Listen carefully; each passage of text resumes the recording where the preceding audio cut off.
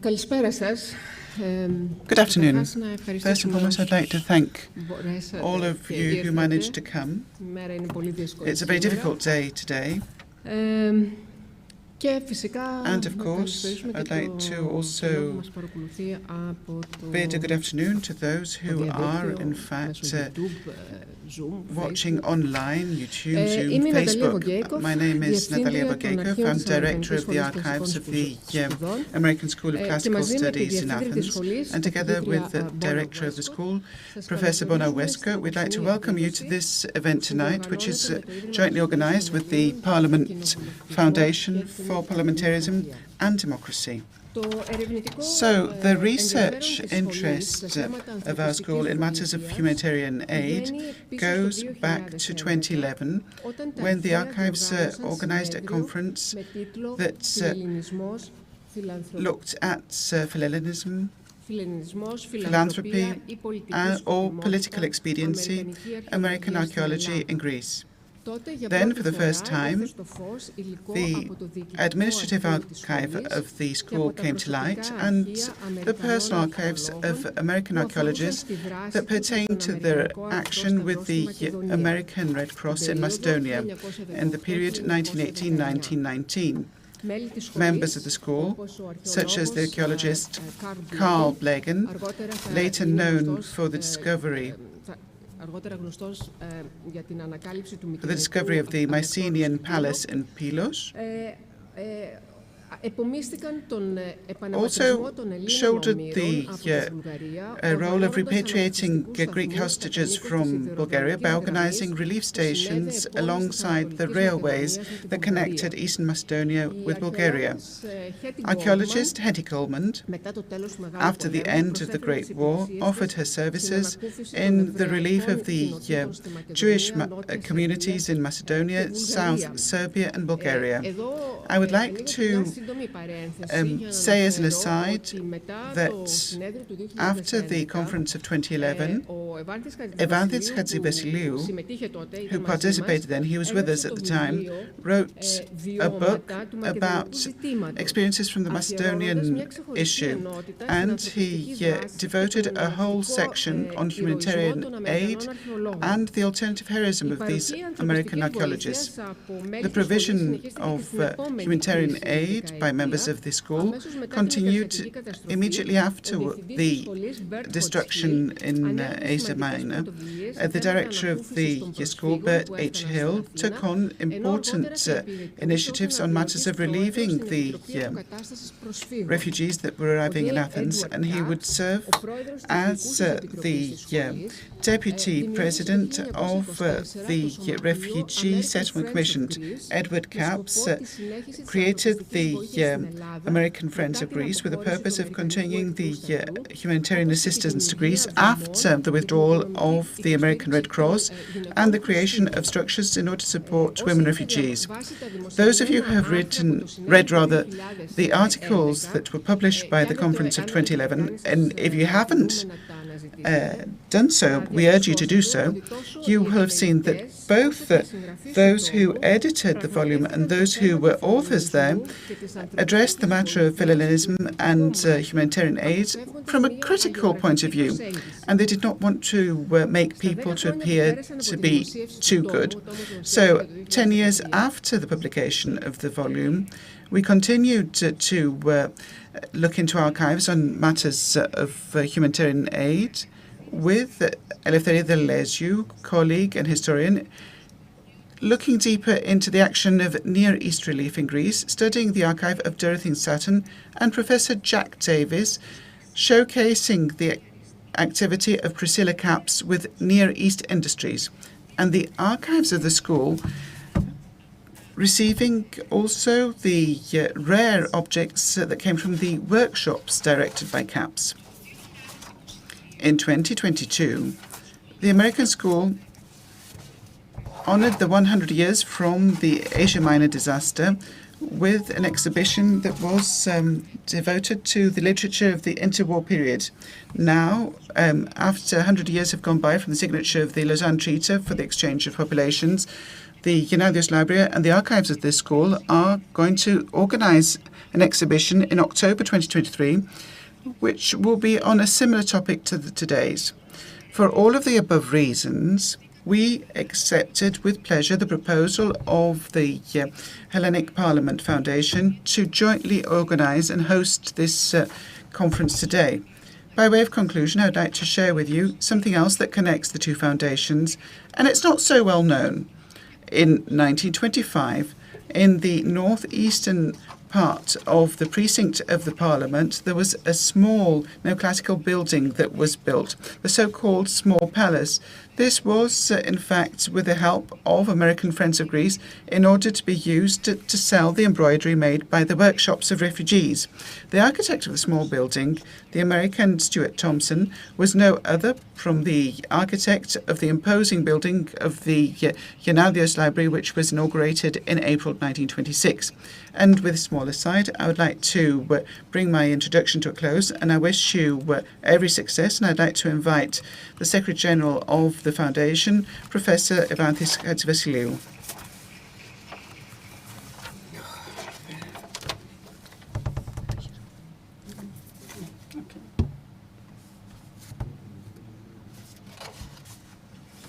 Thank you very much, Natalia.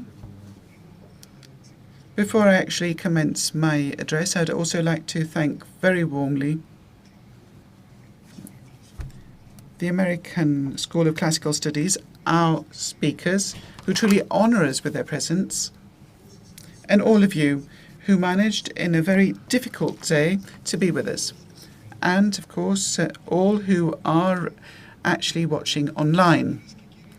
Ladies and gentlemen, this was a country of 4 million people, perhaps a bit more, and it received 1,400,000 refugees, perhaps somewhat fewer. According to the census of 1928, in Greece, 1,221,849 refugees were recorded. From that number, we have to subtract about 100,000 children who were born in Greece after the arrival of their parents, and also to add the numbers, which were not negligible, of those who died in Greece in these horrific conditions in which the refugees lived when they first came, and then we had a very high mortality rate, and those who moved between 1922 and 28 to other countries. I'd like to note that according to the information of those times of Near East relief, it seems that we had the death from hunger and diseases after the arrival in Greece of 225,000 people. That's a huge percentage.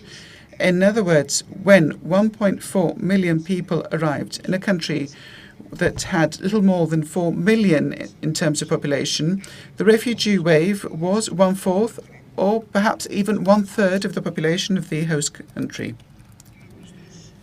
So, ladies and gentlemen, it is something that's known when you draw such a parallel, but I should mention it here also today. The US have 330 million people as population, and it's the richest and best developed country in the world. But even these all-powerful US of A today, could they actually have today a refugee wave of 80, 100 or 100 million people and accommodate them? Because that was more or less the analogy that we can draw with Greece of 1922. Personally, I believe, and I think that you'll agree, that even the United States would not manage something similar. In the fall of 1922, they came to the Greek ports and then were sent to other destinations which had better prospects for their permanent establishment. A lot of them lost their families either in the chaos of the disaster or after the arrival in Greece, and they spent many decades, in fact, searching for the people with the amazing search announcements of the Red Cross, which continued to be heard by the Straight Radio up to the 1970s. I heard them as a young child. However, the horror of being a refugee took on its real dimensions when we see the conditions that prevailed in the local communities in the first time after the arrival of the refugees. It is there that we see the influence of the housing crisis, the lack of elementary or basic infrastructure, the financial difficulty in terms of survival and the squalor in which they lived and the very difficult conditions for public health. And of course, we had wandering orphans, extensive problems related to prostitution, including children's prostitution and crimes. So this was, in fact, such a huge operation undertaken by Greece that had been bankrupt, and I think that it would be impossible for a small and destroyed country to be able to assimilate such a large number of additional population in conditions of such horror. And we have to be correct and to note that it had assistance by the Red Cross and the international humanitarian organizations that mobilized and ensured that there weren't even more deaths by starvation and disease after the arrival of refugees in Greece. And I have also studied these efforts of humanitarian aid, mainly American. Mr. Vergefov has already mentioned this, from where I hail from in Eastern Macedonia, 1918-1919. And I must say that it was, in fact, the study of the structures for humanitarian relief by AXA, which gave rise to the amazing volume of the magazine Hesperia. And that was the reason that I studied this period. I must say that these actions, which are generally characterized as charitable and humanitarian, have another very important spiritual background. And this was something that people did because they considered it to be their duty, that they have to go and help those who are being put to the test, to help them, not only offering them a piece of bread in order for them not to die. The interventions of the American humanitarian organizations aimed at the social and economic progress of the populations that they aided, so as not to need a new humanitarian intervention in the future. Furthermore, they had very productive and constructive ramifications for the society in which they took place. Let us look at the role of women, which was very downgraded in Near East in the early 20th century. The international and especially the American humanitarian interventions gave women a role. They included programs, further education in productive activities so that they could work if need be in the future. They further upgraded her role, not only through education.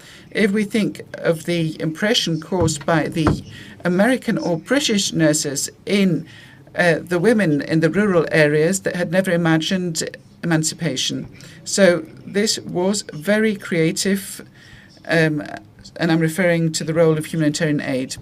AXA and the foundation of the Parliament, by organizing this event, are aiming to promote scientific knowledge and to honor the people of those times, to honor the refugees who arrived in this new homeland and who found it very difficult. They moved around, they lost their relatives, they went hungry, they fell ill, and many of them died here. And we'd also like to honor those amazing, calm, and freedom-loving people who had a feeling of vocation, who actually plunged into this squalor to protect our refugees, our ancestors, and gave a different prospect to this deeply hurt Greece. Personally, I cannot hide my awe for these people. So on behalf of the Foundation for the Parliament, to thank once again the American School of Classical Studies and Natalia Vergefov-Brogan for the collaboration and for welcoming us in this amazing space, which is one of the centres of intellectual activity of modern Greece. Memory must be based on scientific data. In this effort, the common effort of all enlightened people, ASCA is always, in fact, in the forefront. Thank you very much.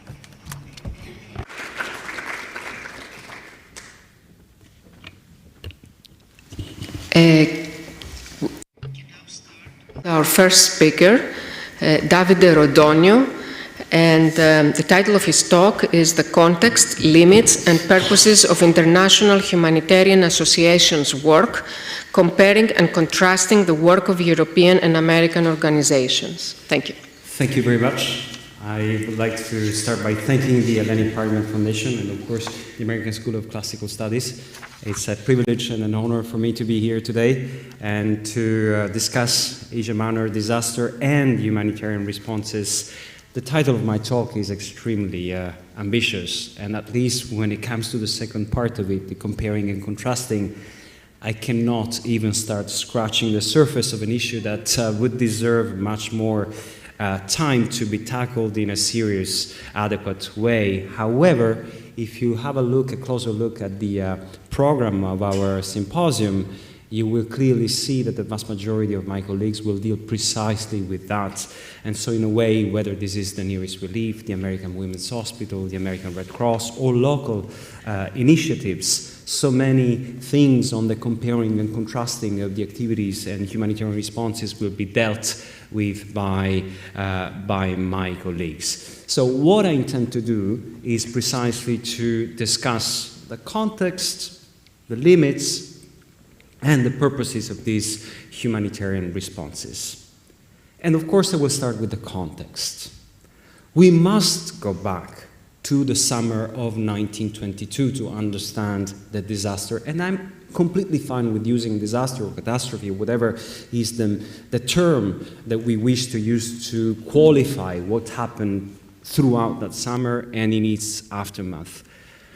Fortunately for us today, we know exactly what happened, thanks to the work of generations of scholars, students, historians that produced very valuable knowledge. What we know a little bit less is how we can combine this knowledge with the humanitarian response. And this is what I'm going to give you some glimpses of in my allotted time. And of course, the first thing that we can do is to go back in time, back to 1921, 1920, 1919, and probably the spring of 1919. And the military occupation by Greek forces of Asia Minor is, of course, the beginning of an explanation. Why?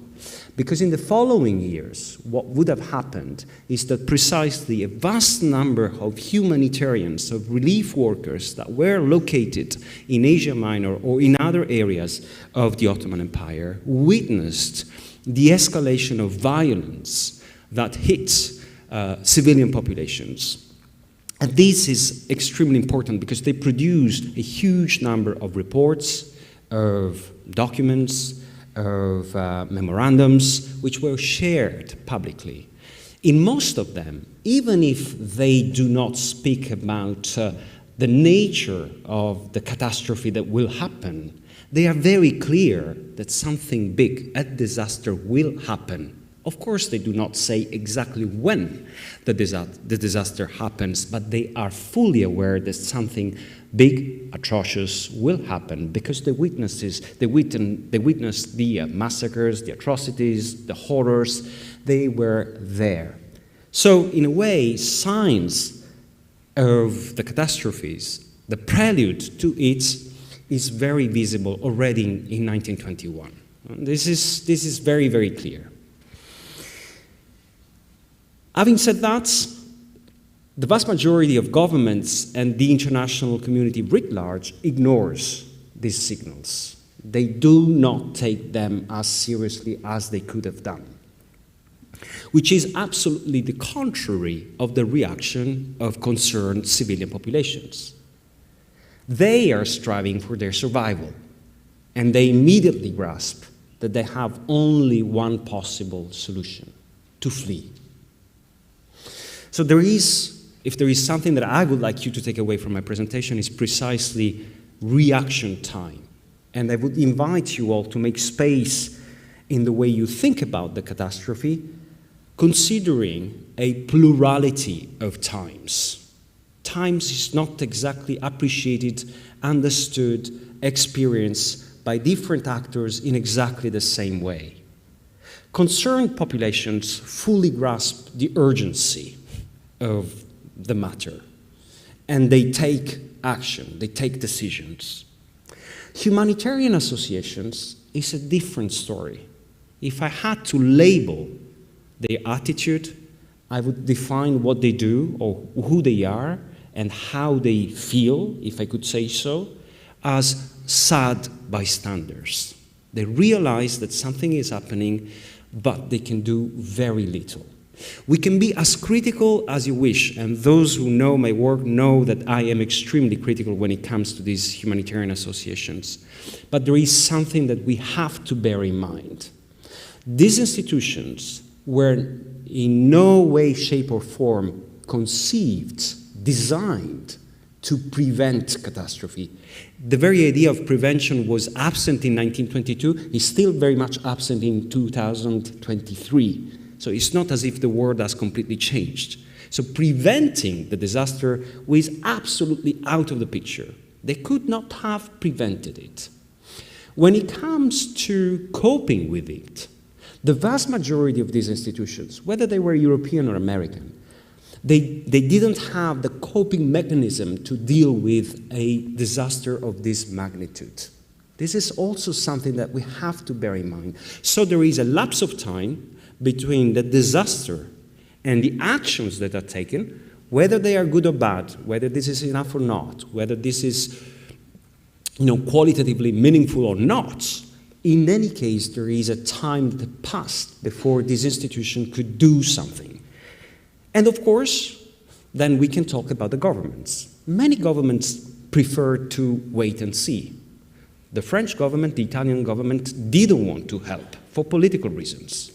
The others had to do, from the Japanese to the Americans, etc. The other governments want to take actions, but they are also limited. There is another point that I would like to make, which I think is equally important and very often forgotten. For some of these institutions, Greece is not terra incognita. Many of these institutions knew Greece very well. The American Red Cross had a huge operations from 1915 to 1918 in Greece, in Bulgaria, etc. Why is this important? This is important because these people have gathered an enormous amount of data on communication, transports, socioeconomic conditions, but also they know people. They know wealthy people that could help in the fundraising moments, and they know brokers and go-between. And they know local authorities and people that will become key when these big operations will start in 1923. So this is important. The American Red Cross knows the territory very well and the politics of it. Same with the ICRC, the International Committee of the Red Cross. They had a delegate before the war, during the war, and after the war. So this is equally important. I said enough on the lack of anticipation or the hastiness of these institutions. We can talk about a lack of preparation. Yes. Is this a criticism? I don't know. Could have things done better or in a different way? Certainly, but one has to contextualize, and historians are not here really to judge. Another point that all of you probably know extremely well is that the condition of the flight were very, very different. Thrace is not Asia Minor, which is not Anatolia, which is not the Black Sea. And of course, the condition of these civilian populations getting to Greece were very different. Some were completely destitute, others had probably a mule, a chart, some tools or something else. So this makes a difference when it comes to those who are supposed to set up humanitarian actions of sorts. And there is yet another point which, from a temporal point of view, I think is equally relevant. By December 1922, many of these civilians who reached continental Greece or some Greek islands are dispersed. In French, we say dispersé, and this term, la dispersion, appears very often in the documents of so many institutions. Why is this important? Of course, there were many plans to manage the mass of refugees for epidemiological reasons, for sanitary reasons, etc. This plan is a massive failure. It never happened because, of course, how can you manage hundreds of thousands of people that are fleeing away? in 1922. We are not even able to do this in 2023. So imagine 100 years ago. So this plan fails completely. So when these people, the vast majority of them at least, get to the Piraeus, to Volos, to Salonika, somewhere else, they get there and they move from there. It is practically impossible for the vast majority of these institutions to take care of them. They can take care of a few of them. So here I'm telling you a few words about the limits. This is a very clear limit of the very nature of the humanitarian actions that were undertaken in 1922 and there in 1923. And another very important limitation of the work of these institutions is how they deal with politics. Now, if we make the mistakes of assuming that these institutions, no matter how powerful and rich, are calling the shots, we're making a huge mistake. Those who are calling the shots are the decision makers, the diplomats in Lausanne. These institutions here in Athens or elsewhere in Greece have 1 year, maybe 2 years, turned toward Lausanne to listen to what kind of political decisions will be made and what is the fate of these 1 million people that came to Greece at that time. Not the other way around. So they depend on decisions, political decisions, that they do not have any way to control. So this is about the limitation. We want to talk about limitation. This is a very clear political limitation of these institutions. And then probably my colleagues will give you more details about many other limitations which have to do with the technology, with the amount of money. We can, of course, follow the money and understand how much money was invested in a given operation here, in a given situation there, etc. I will not have time to talk about that, but there is something else that I believe it's only mentioned and increasingly so in the last 10 years. It's the role of the Greeks. And this was already mentioned by my colleague a few minutes ago, and I think that a huge role is played by Greek civilians, wealthy people, but also ordinary citizens who help out others. Not that these refugees are always welcome. In many circumstances, they hate it because, of course, Greece is going through a very profound economic, social, political crisis of its own.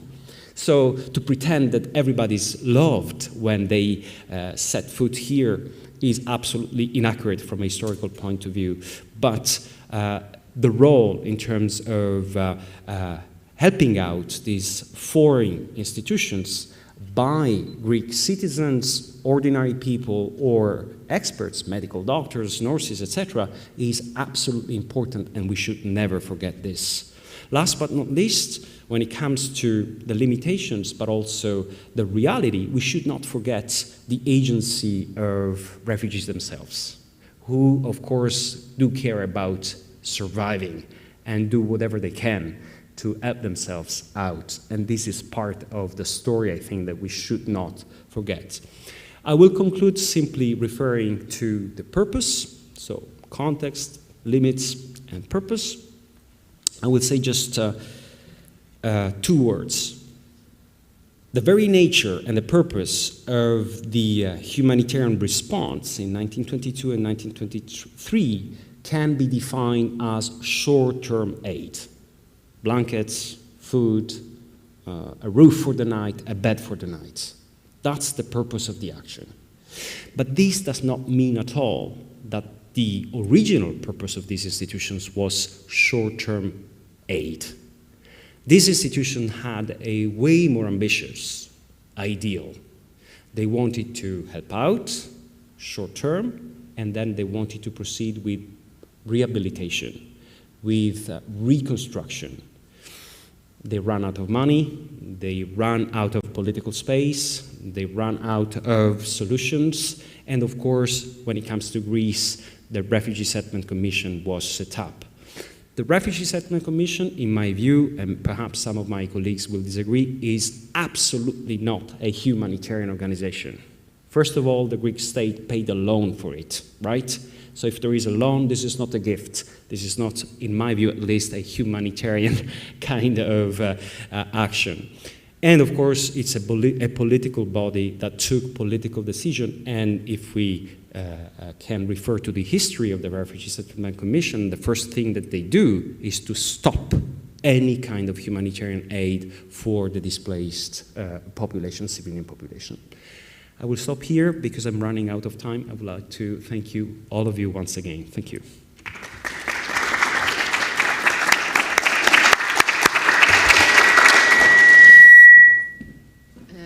Thank you very much. We will keep the questions for the end of the session.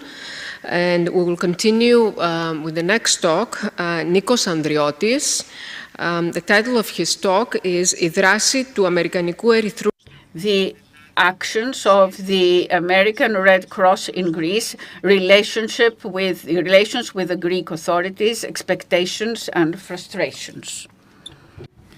Thank you very much. I'd like to thank the American School of Classical Studies and the Foundation of the Parliament. I would like to say a few things about the panic and the chaos that resurfaced when we had the withdrawal of the American the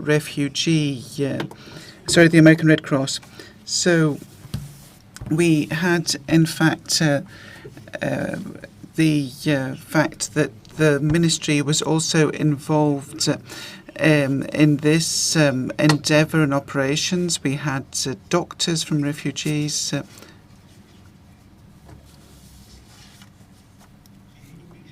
And there was a procedure. We see that supplies arrived from the States by ship. They would be stored in storehouses in Piraeus. They would then be stored also in various other locations, including Lesbos, and they would be distributed by the local officers for relief or by the units of the ARC. Here we have a photograph from the Congress where we see that the supplies come from the American Red Cross to Piraeus. Now, there was also the legislation in place in Greece in order to be able to receive all of this aid. For example, we have, in fact, the first circular, which was from Minister Doxiadis, addressed to the governors and the prefects about how this would actually take place. So the American Red Cross came in October of 22, and in November 22 it acts and operates in the field. In Thessaloniki it goes in November, and there we see that there is a way of providing the relief supplies, and we see that they would give this only to those refugees who came on the last refugee waves in 1922. Those that had come at earlier times were no longer covered in terms of care, but they had booklets already, only to those who were incapable of working due to age, disability, or who were completely unable to work. And from October of 1922, there was the distribution of books from the Ministry of Welfare throughout Greece. And there were also the family booklets. And there was also, in fact, lists that were going to be kept by the ARC in Greece. And I would like to say that there were also ministerial decisions for the importing of supplies without any tax duty. But the first law that was enacted dates back to January of 1923. The ARC is already operating for a few months, and they're exempt of a tax for salaried work. And that is for those people who have come from abroad in order to work voluntarily. So there was afterwards a presidential decree about how everything that is important can be exempt of duty when they are used by the various relief foundations. And it is at a time that the Near East relief is really one of the few ones in place. The first law, which is not exactly a law. It's from the office of the Revolutionary Committee, and it's from Plastides' office.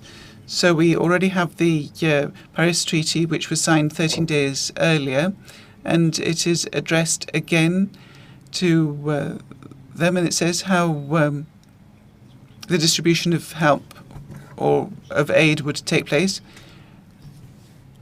And it says that we consider it the duty of all Greeks to provide to the organs of the ARC every type of facility or services in order to help them. This is not in the government gazette. This is, in fact, in the municipality of Iraklion. Now, I would like to say broadly what was, in fact, the relief provided by the ARC, food. It was flour and dried milk, clothing and bedding, medical supplies. And what's most important is that it provided these medical supplies, and it also helped to furbish the American women's hospitals. It created nurseries, and there was, in fact, soup kitchens. And it in fact, gave salaries to refugee doctors and bonuses to those who delivered the vaccinations. So that was something that impressed me. And I think that the order by the revolutionary government was to make certain that there's going to be public health. So there was, in fact, bathing huts. And in Lesbos, Chios and Iraklio, the AOC in fact, washed the hair of 15,000 refugees in the last month. So it did say that it washed their hair. So there was delousing stations. We have also disinfection huts. So I'm going to talk about the rest of Greece apart from Thessaloniki. But there is, in fact, a major station in Macedonia, which, in fact, provides food for 115,000 refugees. But let's see how abruptly the ARC withdraws. The first thing that I saw, which I thought was, in fact, pertinent, was that Charles Lewis, a delegate of the ARC in his visit to Kalamata, announces this withdrawal. The ARC had said that it was going to come and stay for a while, but hadn't given, in fact, the timeline. And he said that it was necessary to understand that it would come and provide relief, but there would be a time where they would no longer, in fact, be involved in the refugee relief. And for that is why your authorities and the private Greek philanthropy must take this on. So this was 2 months after it had arrived in Greece. And at a later point, it had reduced greatly the number of portions delivered. So it peaked in March. So from October to March, there was an increasing aid, and then it went to become a decreasing aid. So it says that we'll give only to children, to mothers, and the handicapped, as well as the elderly. The resources of the OC are, in fact, limited, and they have to be used in the best possible way in order to avoid those who are going hungry, so those who are completely in need. This is shown in all the announcements of the Hellenic Red Cross. So special announcements are made from March. It says that if you have a ration that is not yours, you will deprive it from somebody else who needs it. And this is something that happened at a local level, and it's printed in the local press. We hope that this will, in fact, explain why we have reduced the rations from 55,000 to 35,000 every day. So on the 5th of April, Ambassador Caffrey met with the Prime Minister in the Ministry of Foreign Affairs, and he said that as of the 30th of June, they would have to discontinue the relief work for the Greek refugees. This was 4 months before the withdrawal. I found this in the Ministry of Health, in the archives there, And this was dating back to April. And we see that this was from the Ministry of Foreign Affairs when the Ministry of Welfare, which was the precursor to the Ministry of Health, said in June what were the actions of that were made in order to try to prevent the withdrawal.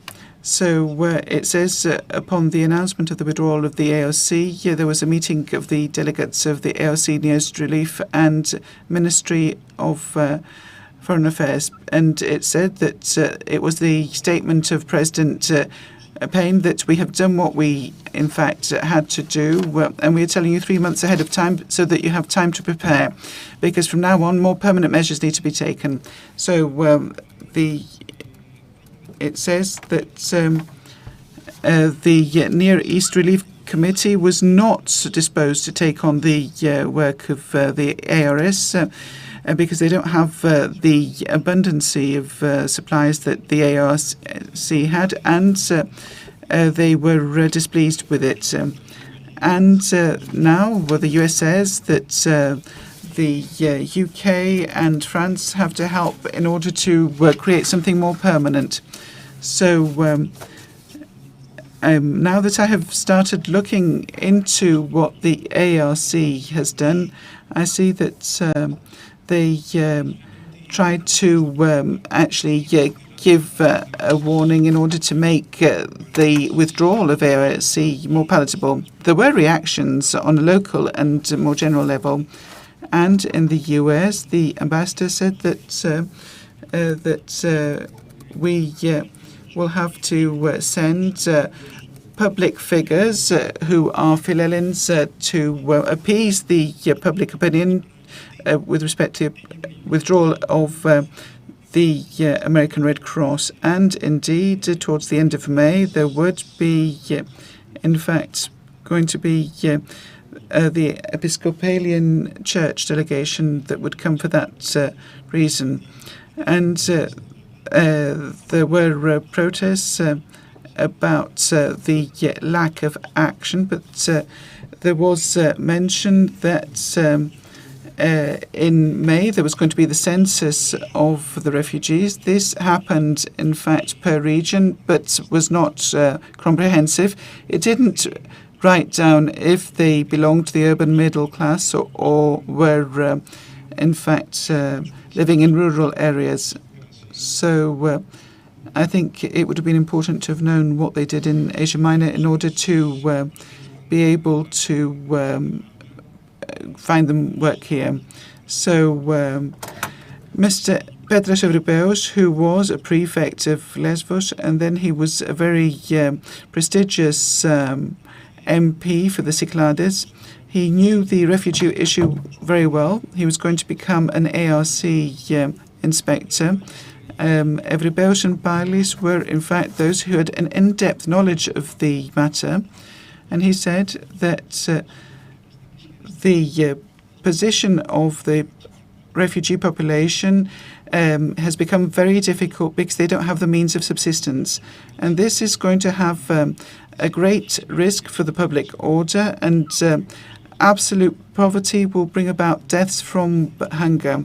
So he addressed an appeal to the delegates of the ARC in Mytilene, and he talked about the need to continue its aid. ARC left. There was going to be ceremonies in Patras, in Heraklion. There was a ritual and ceremony in Knossos. Here we see what happened in Herod Atticus, the event that took place there. We see the orchestra with the band of the children from the orphanage of Zapion. This was part of the program together with the Lykion Ellinidon. And we see that in the mid-June, there would be a discontinuation of the aid, as in Chios. Then in Patras, Chios, Lesbos, it would remain until August because the supplies had remained there and were sufficient until August. And we would have the American Women's Hospital that would continue its work. I would like to say that I'll be at your disposal during the discussion. Thank Thank you very much. We will now continue with Antonis Klapsis, who is going to discuss the issue transatlantic philanthropy, the American Red Cross, and the relief of Greek refugees, 1922-1923. I'd like to thank the foundation of the Hellenic Parliament, as well as the American School for their kind invitation and the honor to be here today with you. As you all know, in September 1922, after more than 3 years of war in Asia Minor, the Greek army was defeated by the Turkish powers led by Mustafa Kemal.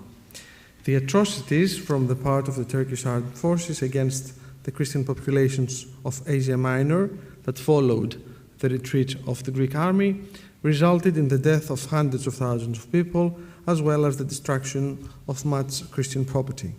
Moreover, hundreds of thousands of Greeks from Asia Minor, Pontus, and Eastern Thrace were forced to leave their birthplaces and fled to Greece to find a safe shelter in order to protect themselves from the advancing nationalist army of Mustafa Kemal. The massive exodus of the Greek population created a huge refugee problem with which Greece was unable to deal all by itself. More than 1 million people poured into Greece, most of whom had no practical means of sustenance, while at the same time they faced several fatal epidemics. As Professor Hadjivassiliou mentioned before, hundreds of thousands died within the first months after the Asia Minor catastrophe. The urgent need to relieve the refugees, which indeed exceeded the capability of the Greek government and the Greek state, meant that the contribution of the international community was absolutely essential.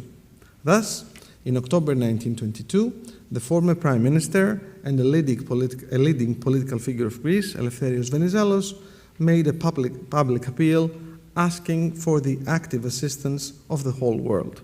However, given the fact that Europe was recovering from World War I, Venizelos pointed out that any substantial assistance would have to come from the United States.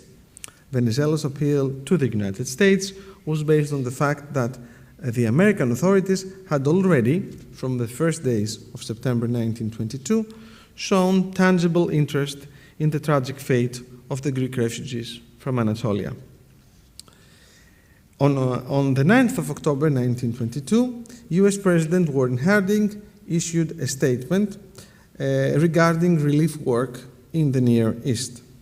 President Harding announced that the American Red Cross and the Near East Relief would jointly continue their relief efforts in Greece, and that a special fund under the name Near East Emergency Fund would be created and collect donations from every part of the United States.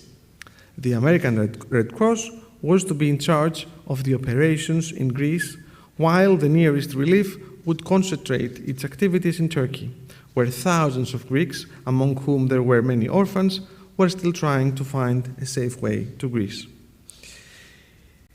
In fact, the American Red Cross was immediately prepared to send a mission to Athens to assist the administration of relief measures to the numerous Greek refugees, provided that, 1, this mission would be approved by the Greek authorities, and 2, these authorities would be prepared to offer full protection for personnel and provide storage and transportation facilities for the necessary supplies. This was, of course, an offer that Athens could not refuse. Thus, the Greek government was delighted to express its deep gratitude to the American Red Cross for its generous offer and promised to provide all the desired facilities to help with their relief work.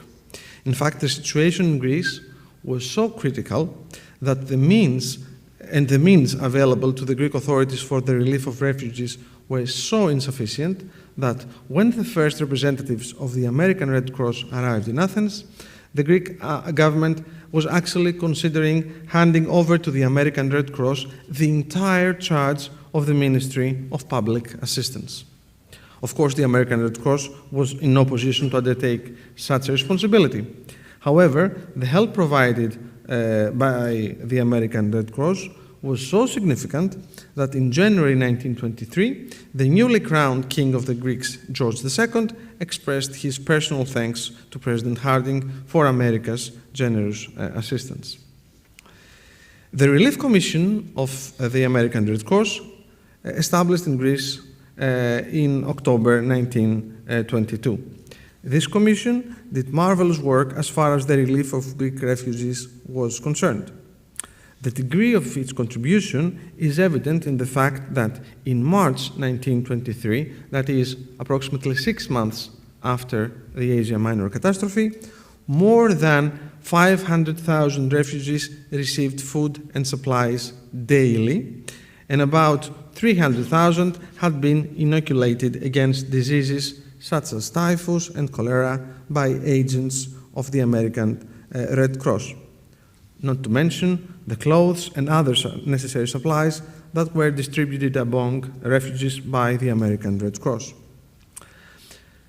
However, it was evident that the American Red Cross could not carry out the extremely difficult task of relieving the hundreds of thousands of Greek refugees who had found shelter on Greek soil for much longer. It was in January 1923 that the American Red Cross Commissioner for Greece, Colonel William Haskell, suggested that the American Red Cross should cease its operations in June, as Mr. Andriotis mentioned earlier, and make an early announcement of its intention so that plenty of time would be given, and I quote, to the Greek government and all others concerned to make their arrangements properly. In accordance with Colonel Haskell's suggestions, the American Red Cross decided to terminate its emergency work in Greece by the 30th of June 1923. This decision was taken not only because it was difficult to find further resources, but also on the ground that the solution of the refugee problem in Greece could not lie in measures of temporary relief alone, but rather in measures of a permanent character that would enable the refugees to be absorbed as promptly as possible into the normal economic life of Greece. It was evident that the refugees had come to stay and not just to be temporarily relieved. In other words, it would be advisable for the refugees not to depend for much longer on charity, but rather to become self-sufficient. The Greek government wished to persuade the American Red Cross to continue its relief operations after the end of June 1923.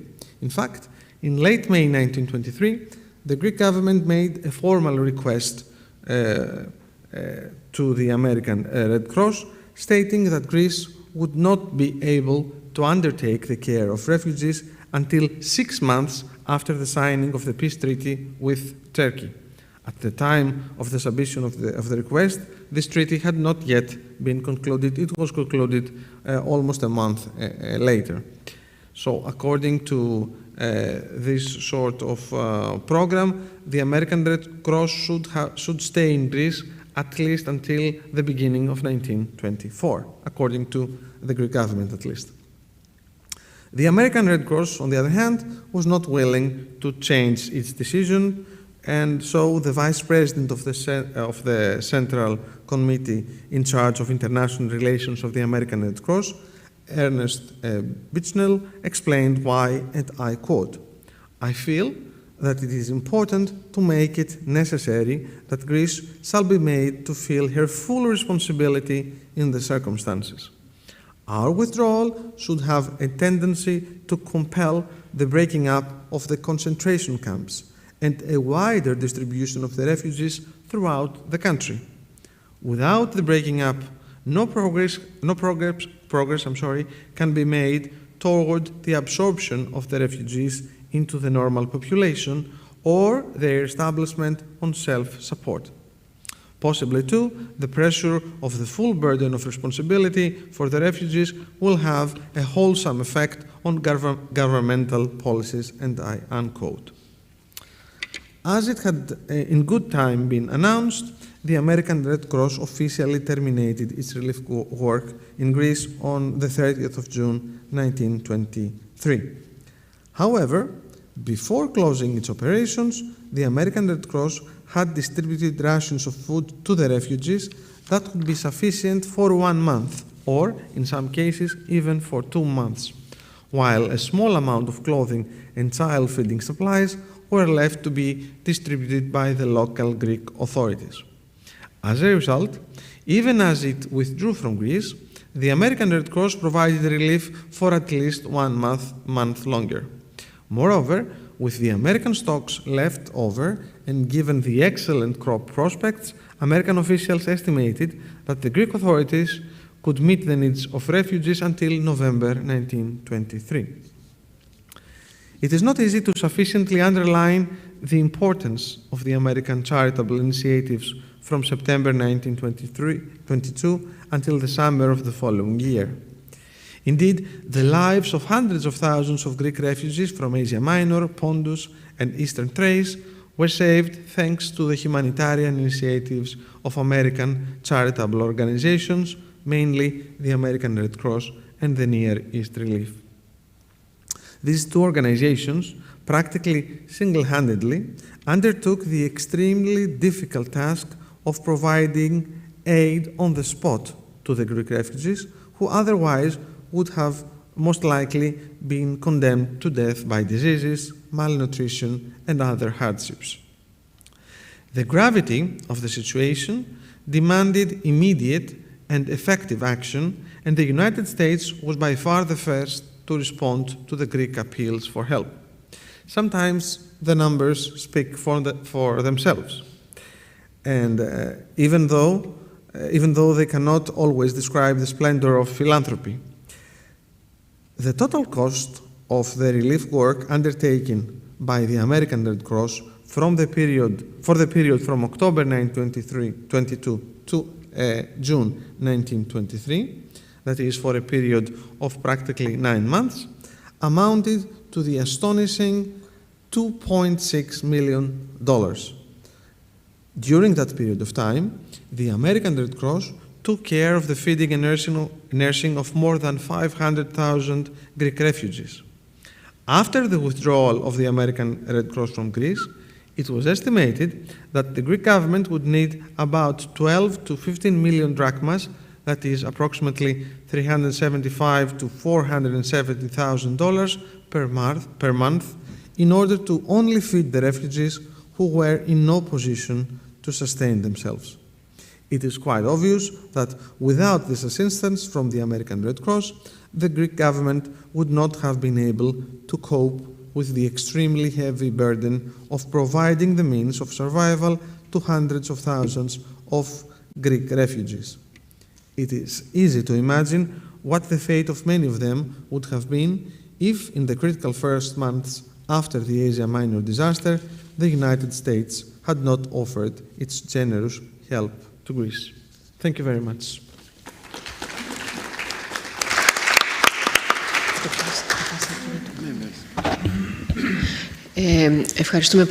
Thank you very much for the presentation, Mr. Klapsis. And now we're going to go on with the presentation of Mrs. Eleni Ioannidou. And unfortunately, she's not with us because of the strike. She couldn't fly from Thessaloniki today. And it is, in fact, Mr. Hadjivassiliou who's going to read out her presentation. And I will, in fact, change the slides.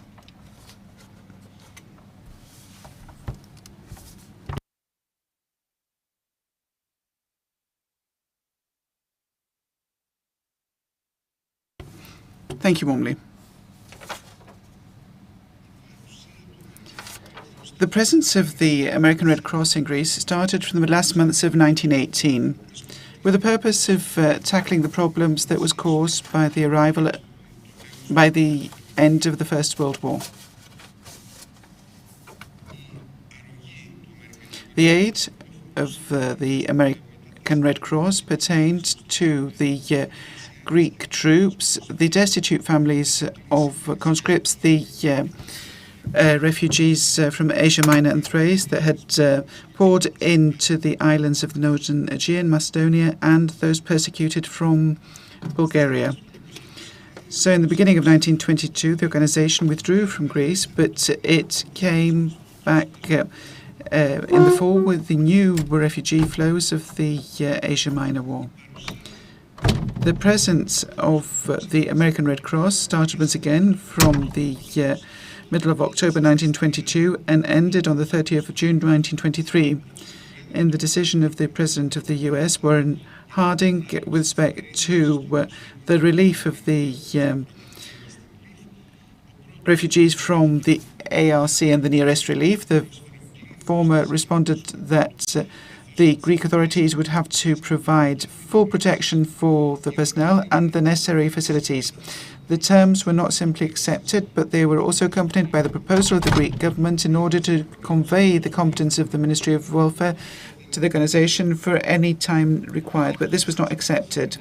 So this was an operation that started dynamically with the Executive Committee of the American Red Cross authorizing its President John Payne to allocate even the entirety of the funds of the organization, in other words, $20 million. And Payne stated that if need be, we will give all the money in our funds. If needed more, we will find more. So the involvement of the American Red Cross in refugee relief and care had commenced when, in the beginning of October, the Ministry of Welfare created the committee in order to establish the Eastern Thracian refugees in Macedonia and Thrace. The committee was made up of delegates from the American Red Cross, the YMCA, the Hellenic Red Cross, and the Swiss Association for the Protection of the Destitute and Orphan Children. At the end of the same month, the director of the Foreign Affairs Department and vice president of the ARC, Dr. Albert Roshill, in order to take on the position of head of refugee relief. He was accompanied by American doctors that started organizing the dispensary in the urban camps and in the few rural settlements. We had quite a few Greek doctors working there, many of which were refugees themselves. Dozens of nurses of the organization moved to Greece from Europe in order to participate in this work.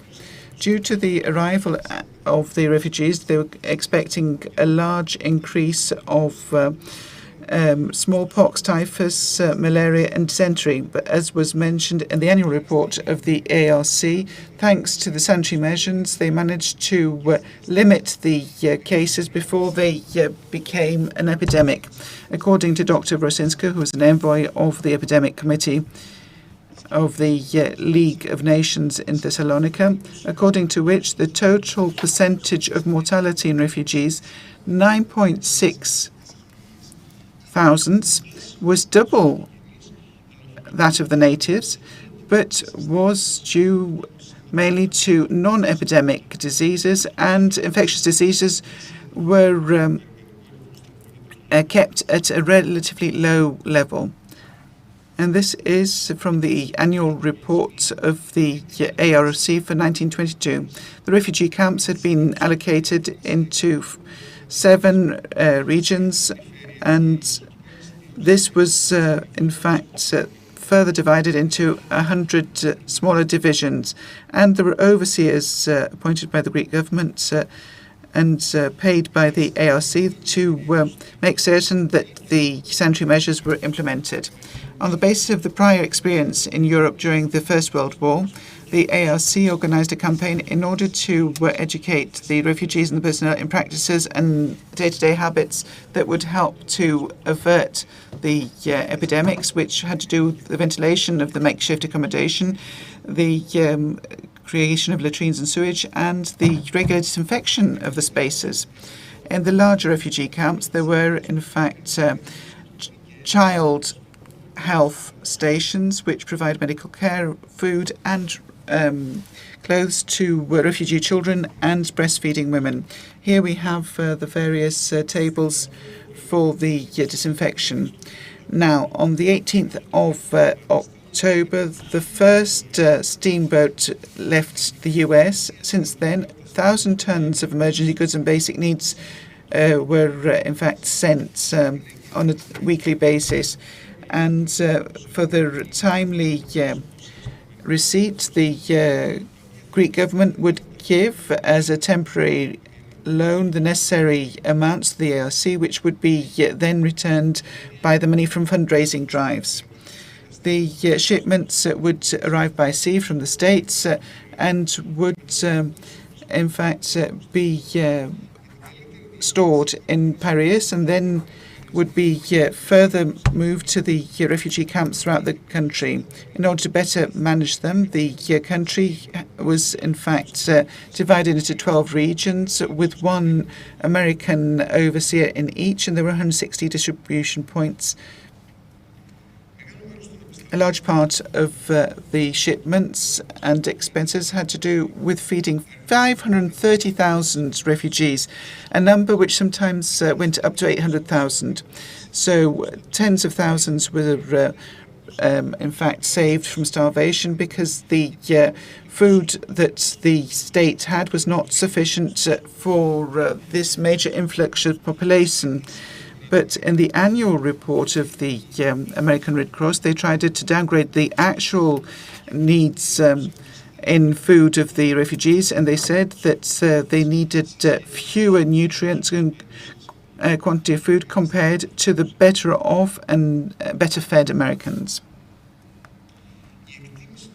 The assessment of the nutritional needs on the basis of the habits of the people and not the real needs of the human bodies seems to be arbitrary. A large part of the refugee population was not made up only of peasants but also of urban middle-class bourgeois. And as we see from the relevant literature and hundreds of witness testimonies, they had in fact an abundance and variety of food in their countries of origin.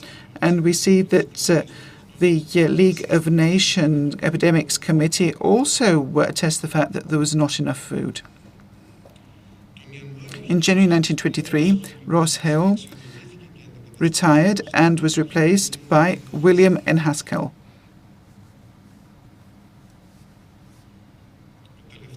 The latter had been a High Commissioner of Allied Forces in Southern Caucasus and responsible of American relief efforts in Romania, and he had also been assigned the American relief effort in Russia. Together with Haskell, Major Edmund Leo Deli and tens of American officers came. With the participation of the ARC and the other American organizations, by the end of 1922, 300,000 refugees had been moved from eastern Thrace.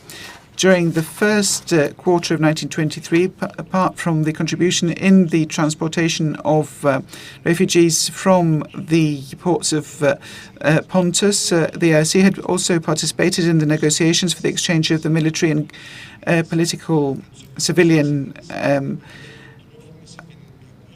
hostages between Greece and Turkey, and had been involved in the sanitary organization of Thrace in collaboration with the general administration.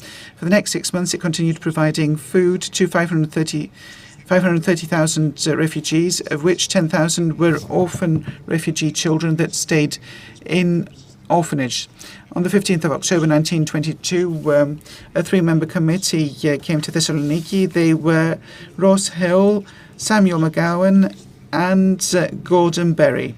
In Thessaloniki, the largest unit of the ARC was established because, proportionally speaking, it was here that the largest number of refugees disembarked. It was also the base from which the refugees that were located in Macedonia were served. And in the department, 7 U.S. officers served, together with 150 Greeks, alongside the nurse of the ARC, Sophie Nelson, and we read the situation that she found in Thessaloniki, and we read this here. For the care of the refugees in Thessaloniki, $700,000 were provided. The organization had separated the city into zones per settlements. They created 12 dispensaries with a doctor, pharmacist, and nurse. Each of them saw 350 refugees daily. Besides the expense of the pharmaceutical supplies, the LC covered the payroll for the personnel. In the 6 basic refugee camps, there were also delousing and sanitization stations which were there for quarantine purposes, and 110,000 people were sanitized. The organization took part in the refugee vaccination together with the Welfare Division and the League of Nations and vaccinated 110,000 refugees. The program was applied very strictly, and they would deprive those who didn't want to be vaccinated from assistance. So the same discipline existed with respect to individual sanitization measures in the settlements. And we see that there was a great sense of paternalism, Protestant morality, punitive rationale, but also grave concern about the outbreak of an epidemic in their exhortations to the refugees. As of November up to March, there were food provided to 70,000 refugees in Thessaloniki. But we see that there was a gradual reduction to deliver food only to those who were the vulnerable members of the families, and there were 10 milk stations for 2,500 children, cookhouses and bread shops. And it was Haskell who visited Thessaloniki in order to inspect the work of the organization in January. A few only days after assuming his position, Haskell had recommended the withdrawal of the organization from Greece after consulting with the president of the ARC, John Payne, and the Deputy Minister of Foreign Affairs, William Phillips. Haskell and the Minister of Foreign Affairs informed in the beginning of April the Greek government about the forthcoming withdrawal on the 30th of June 1923. The decision had been earlier sent to the allied European countries, Great Britain, France and Italy, and they urged the Minister of Foreign Affairs, Charles Hughes, in order for them to take on a share of the responsibility in the international assistance plan. And that is why there were, in fact, or these were the factors that led to the establishment of the Refugee Settlement Commission by the League of Nations. So the decision was not only because of a lack of resources, but because there was the steadfast position that the organization of the refugee issue had to be confronted as a long-term issue that would incorporate and assimilate the refugees rather than create an order of quote-unquote professional refugees. The Greek government supported that it was not able to undertake such relief of the refugees before the peace treaty with Turkey was entered into. The ARC would not back down, and it said that relief pertained only to 100,000 refugees. The organization would manage the crisis and would facilitate the local authorities to take on the long-term management of the establishment of refugees, and it would leave back supplies.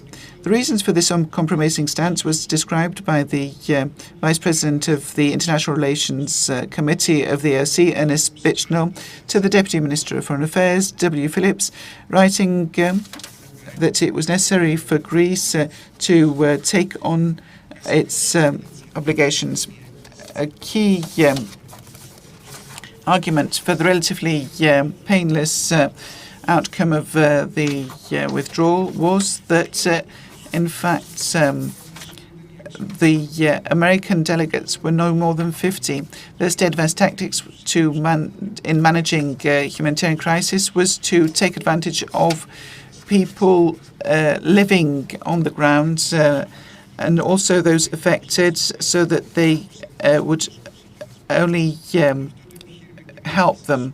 And I'm referring to the foreign organizations. And this was the argument that predominated in the speeches of William Haskell and its President John Payne in the annual conference of the ARC in September 1923.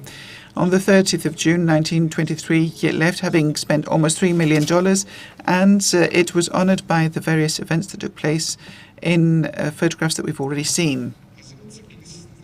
Together with the appeals of the Greek government, the League of Nations, and the American public opinion for the renewal of the humanitarian relief, there was also, I would like to say here, if I could please, in fact, continue reading, even though I'm out of time.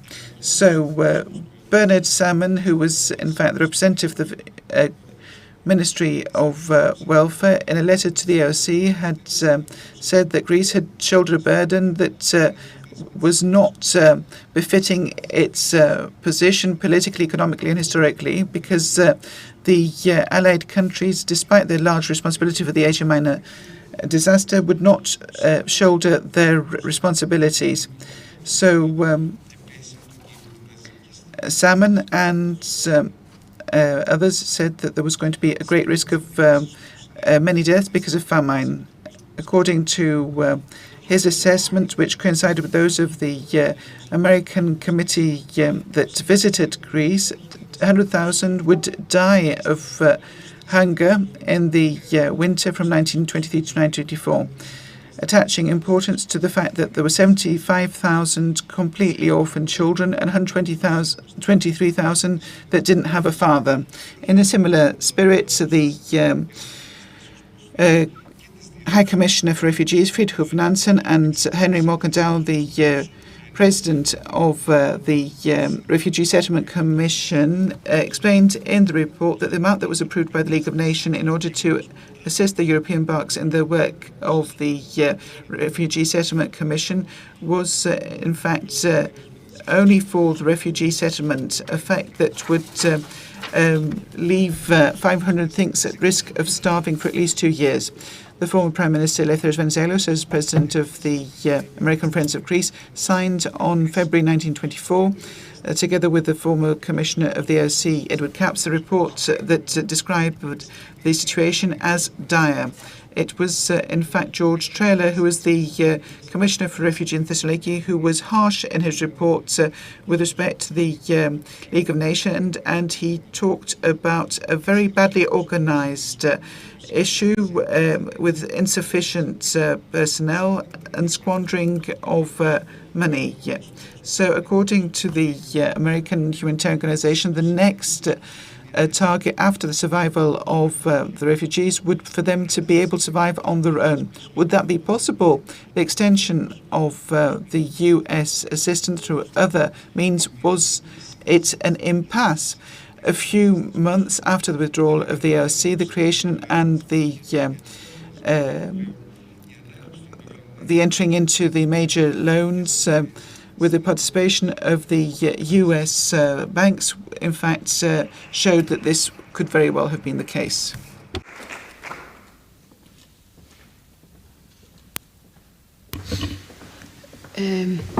Έχουμε χρόνο. We still have time for questions on the three presentations. Davide Rodonio, Andriotis, and Klapsis. Are there any questions from the floor?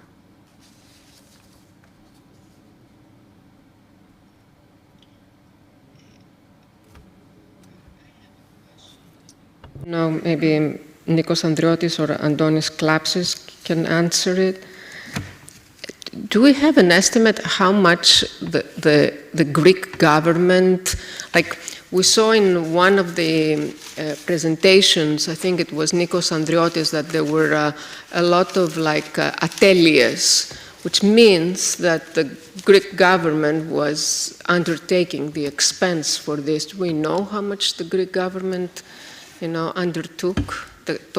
Επομίσθηκε ένα κόστος με τις ατέλειες η ελληνική κυβέρνηση που These tax-free or tax burden that was not paid was assumed by the Greek government. Yes, the Greek government assumed the cost by not receiving the tax. That was an indirect, but do we have a calculation of the amount? We have a sequence of ministerial decisions. So first on food, then used goods. There have been no preparation for such a situation. Whatever was entering the country had to be taxed. But that was completely, these were completely different circumstances. Even the German restoration with the prefabricated, etc., was difficult to. So what you're saying now then is that the Greek people have assumed a serious cost for this. Yes, of course, is the answer.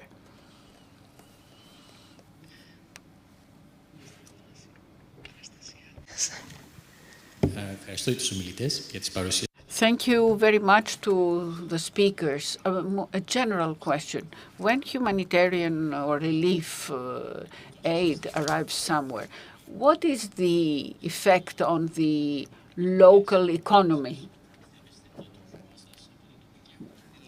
Do you get your supplies from the local market or not? And what would the effect of that would be during the first 8 months? Secondly, some of you touched upon the religious issue. The religious dimension. What were the relations between the American Red Cross with the American religious organizations, some of which were already there and some of which arrived later? Possibly Mr. Andriotis could reply. Only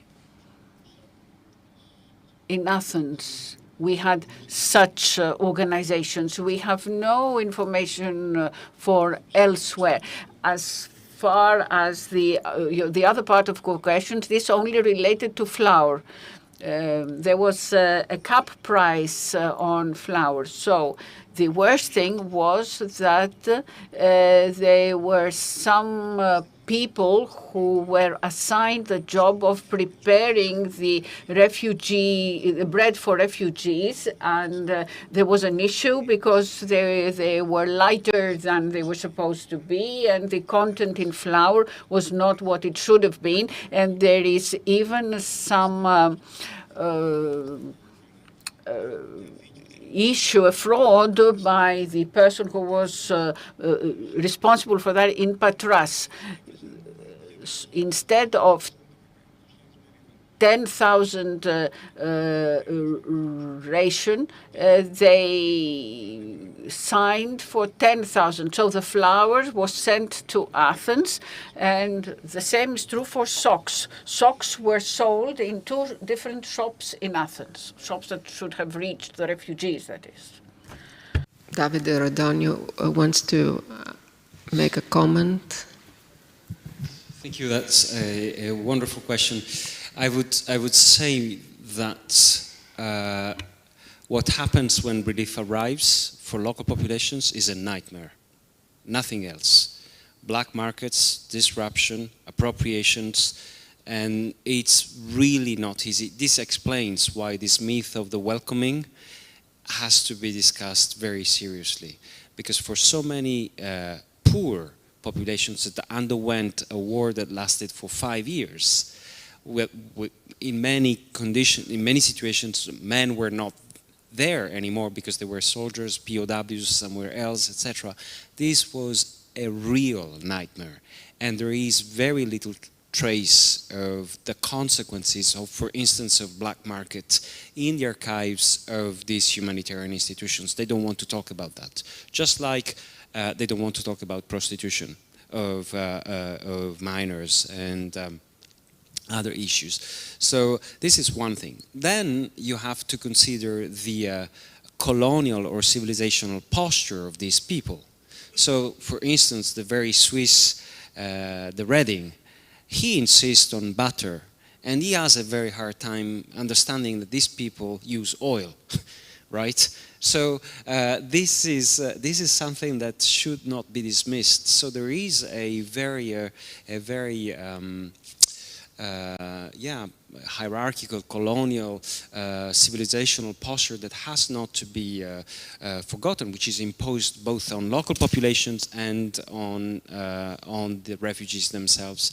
And as to the first question that you asked, one of the reasons why Nikos replied the way he replied is also that we should not dismiss the amount of money that comes from donations, whether the donations are wealthy Greek individuals, generally from the diaspora, local Greek organization, etc. So the accountability or the traces in governmental records is very difficult to trace, because this money was given directly from philanthropic charities and other associations to the nearest relief, to precisely continue with the workshops, atelier, or whatever it is that they were doing, which there again in economic terms, they create a political economy which is very distorted, even though these the people working in these workshops do not really, as far as I know, do not receive a direct salary from the production. It's mediated through the nearest relief workshops, part of the association. So it's very, very complex. It's not very easy to answer to your question, because there is this other dimension. I can see it with the ICRC and donations that are done for barracks here in Athens. The money comes from a very wealthy Greek person. So there is no way that this is going to go through the channels of the government. The government is sometimes completely bypassed by the institutions. So, yeah. Thank you. You? Yeah. Yes. One brief comment. We do not know exactly the indirect cost which was a burden to the Greek government, but we have an estimation on the direct benefit from the activities of the American Red Cross. It was estimated that approximately $500,000 to $400,000 poured into Greece each month during this period of time from October 1922 to June 1923. So I suppose that the indirect cost of the Greek government should be a fraction of this amount of money. Okay. Avantes, you said you wanted to ask something. Well, I would like your opinion regarding the insistence of the American Red Cross for its withdrawal by the end of June 1923. Just let me say that I've studied a humanitarian intervention by the American Red Cross in the previous case of Greek Eastern Macedonia 1918 to 1919. It has a pattern. They really fall in very dynamically, in a very desperate situation, November 1918. Then they give everything they have. There is a typhus epidemic in the area. They do not withdraw. Many of their people get sick, one dies, they do not withdraw, and yet they withdraw at a point when they think that the indigenous population must mobilize. I mean, there is an idea of self-help here. I'm not sure that it's colonial in the sense that it seems to me a pattern in every one of their interventions. I don't know if it was too premature, but may I have your comments on the decision on that decision exactly?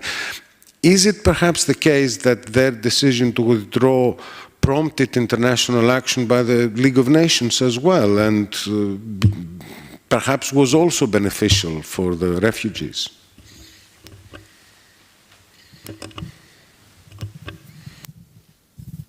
Yeah, I just want to clarify, when I refer to colonial is really the way help is provided, and when one reads Haskell, the contempt for the Armenians, for the Romanians, for the Russians, and for the Greeks is all over the place. So it's not somebody that loved the populations that he helped out. This is very clear. It's very easy. The documents are available to all of us. Your question is a very good one. And you are totally right. There is a pattern because the American Red Cross does exactly the same thing in Poland, in Czechoslovakia. Wherever they are, they behave in this way. But the decision is completely arbitrary and unilateral. It's never discussed with those who are concerned.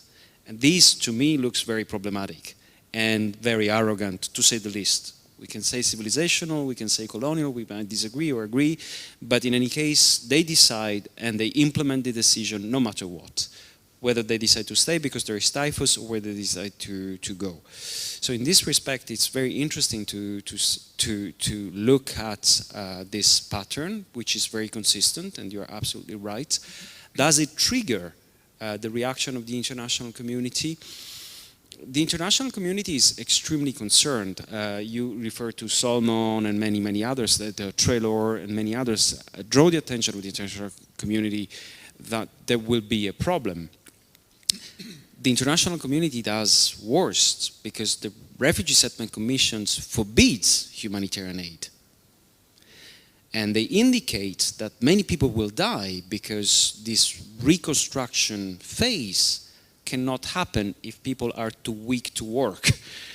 So there is a problem there, which is triggered by the early departure of the American Red Cross. So do they bear a responsibility here? In my view, the answer is yes, they do. They had exhausted their means and the war was over. We should not forget the broader picture, which is what is happening in the United States of America in 1923. This is part of the rationale that explains why they cannot continue. They don't have the money to continue, and the public opinion is increasingly disinterested in what is happening in the Near East. They don't want to listen to that. They are not interested anymore, and they've moved on. So there is this dimension too that has to be taken into account, which explains the decision. Thank you.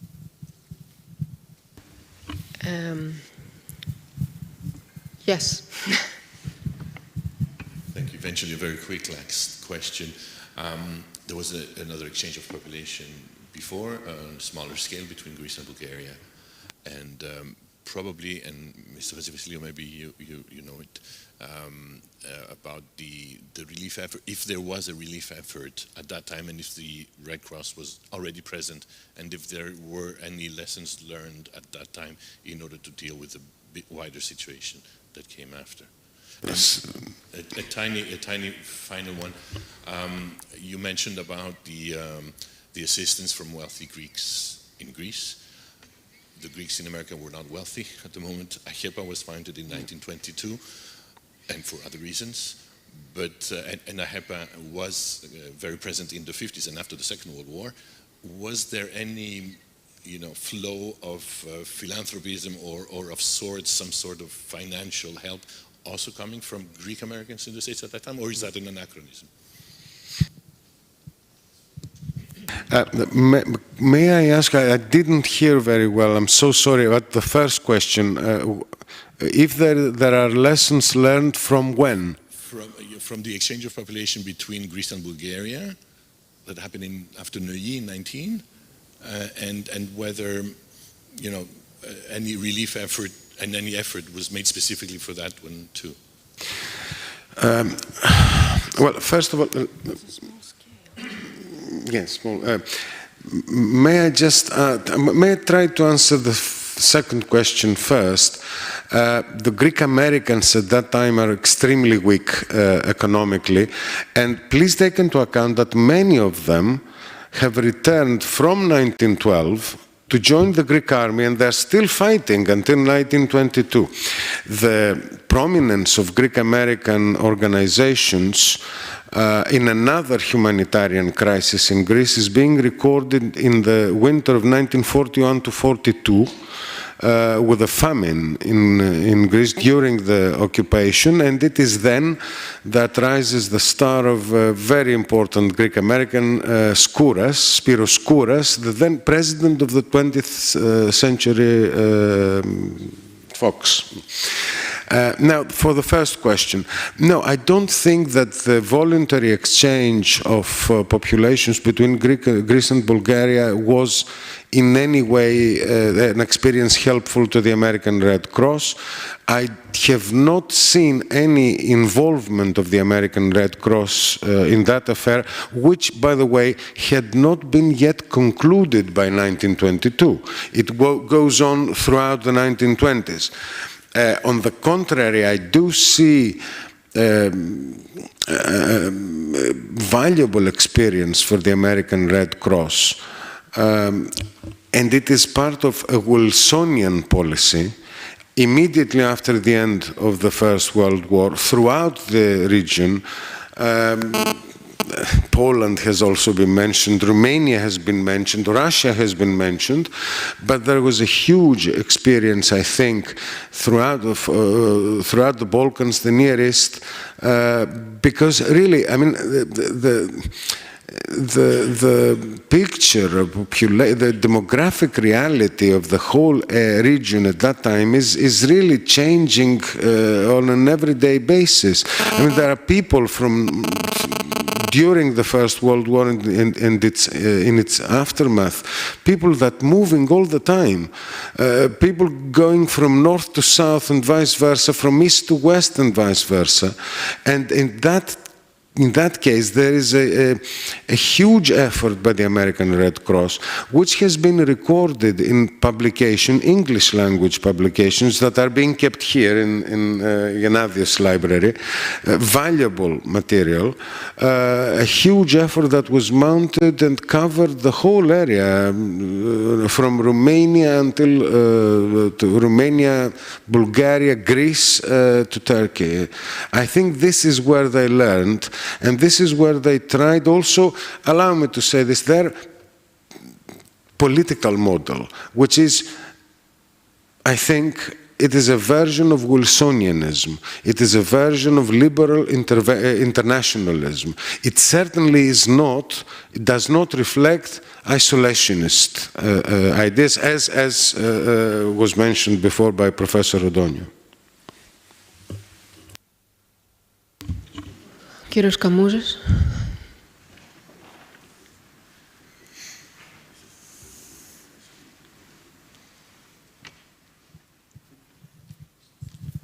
Just a small comment on the flow of money from the U.S.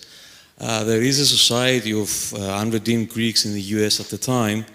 Initially, they gathered money to support the redentist plan of the Megali Idea, the great idea, and they sent some money.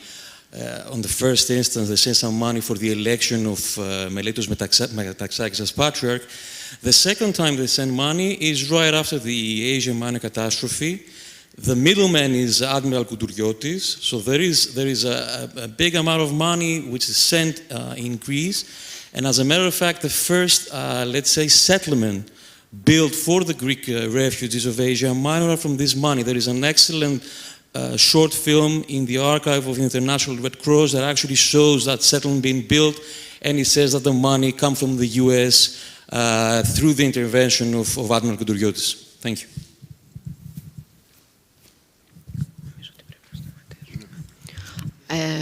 I think it's time to take a break, a coffee break. It's 5:45. 6:15. 6:15 back. Παραπάνω βγαίνουμε, 6 ώρα κανονικά.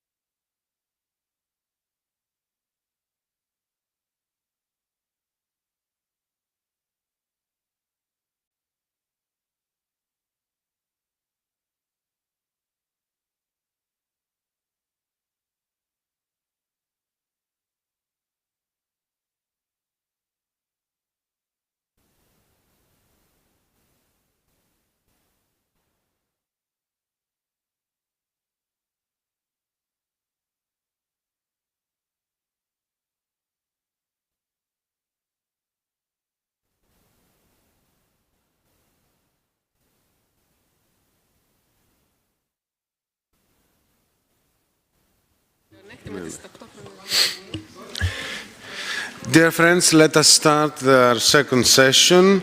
Our first speaker is Natalia Vogeikov-Brogan, and her subject is Assimilation of Refugees Astonishingly Extent, Fake News in the Fall of 1923. The title I added, and the American Friends of Greece. Following the Smyrna disaster in 1922, former Prime Minister Eleftherios Venizelos appealed to several American humanitarian organizations for assistance. The American community in Athens, at the initiative of Darrell Hibbert, director of the YMCA, and Bert Hodge-Hill, director of the American School of Classical Studies, joined efforts to seek support for the hundreds of thousands of Asia Minor refugees who were pouring into Greece. By early October, the Athens American Relief Committee was formed. Its board, chaired by Hill, included many prominent Americans residing in Athens. In addition to sending urgent telegrams to America for help, the committee coordinated offers of service from American citizens and handled monetary and in-kind assistance. We also know that the committee ran one of the first refugee camps, the Lachanagora camp in Piraeus. The American Red Cross mission arrived in Athens in late October 1922 to take over all responsibility for relief efforts from the Athens Committee, which ceased to operate after November. The American Red Cross, as we heard in previous talks, stayed in Greece until June 30th of 1923. During this 8-month period, the organization fed more than 500,000 people daily, distributed 24,000 tons of food, clothing, and medical supplies worth roughly $3 million. The American Red Cross's efforts in Greece have been the focus of many papers, some we heard before, and some papers are critical of the propaganda that went hand in hand with US humanitarian agencies working abroad. The purpose of this paper is not to discuss the American Red Cross's relief work in Greece, but to examine the organization's refusal to return to Greece after June 1923, when there was still need for emergency relief. I'm also interested in the role of a new organization that emerged in October 1923. The American Friends of Greece was the brainchild of Edward Capps, chair of the Managing Committee of the American School of Classical Studies.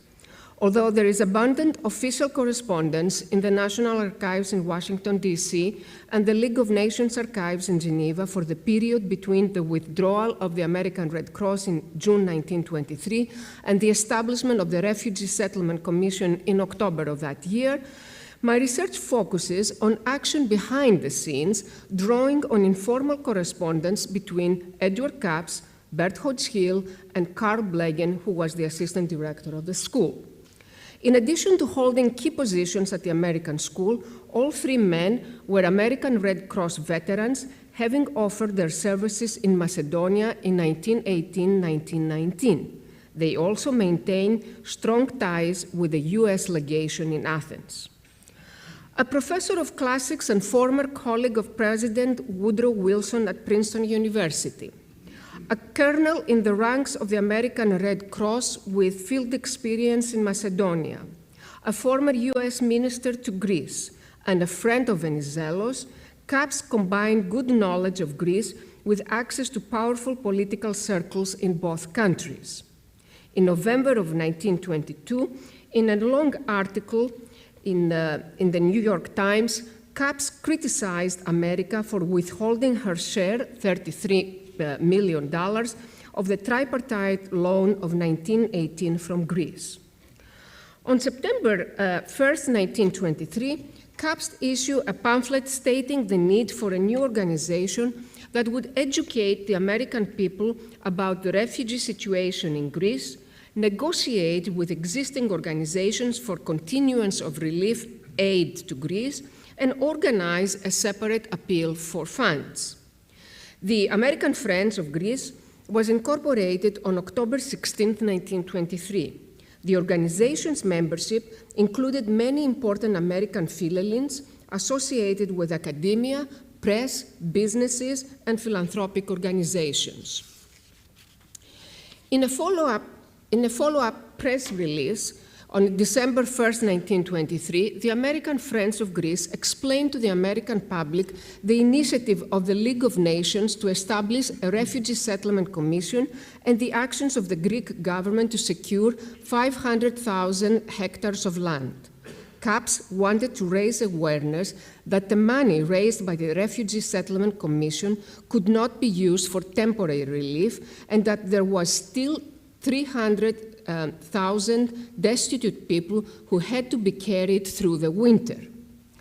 CAPS was informed of a telegram that Henry Morgenthau, the president of the Red Cross, of the Refugee Settlement Commission, had sent to the president of the American Red Cross, John Barton Payne, a few days earlier, on November 21st, imploring the organization to renew its relief to Greece, quote, to prevent wholesale starvation, unquote.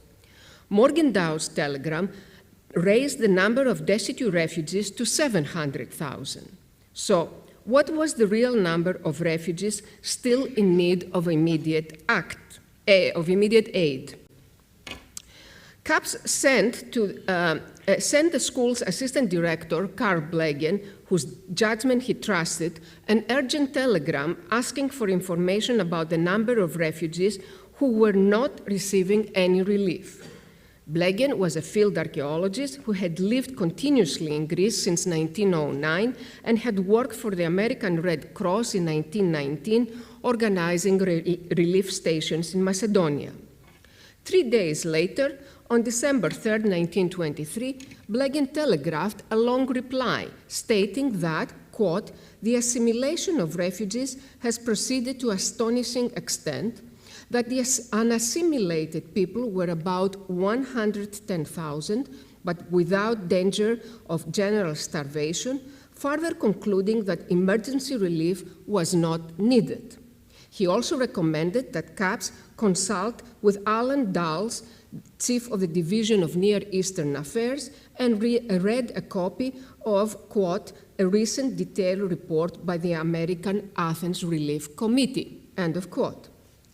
Blegen confided to Hill, the school's director, that he expected CAPS to find his cablegram disappointing, but it should serve, quote, as an honest outside opinion to check up exaggerated statements in the New York Times emanating presumably from Mr. Salmon, end of quote.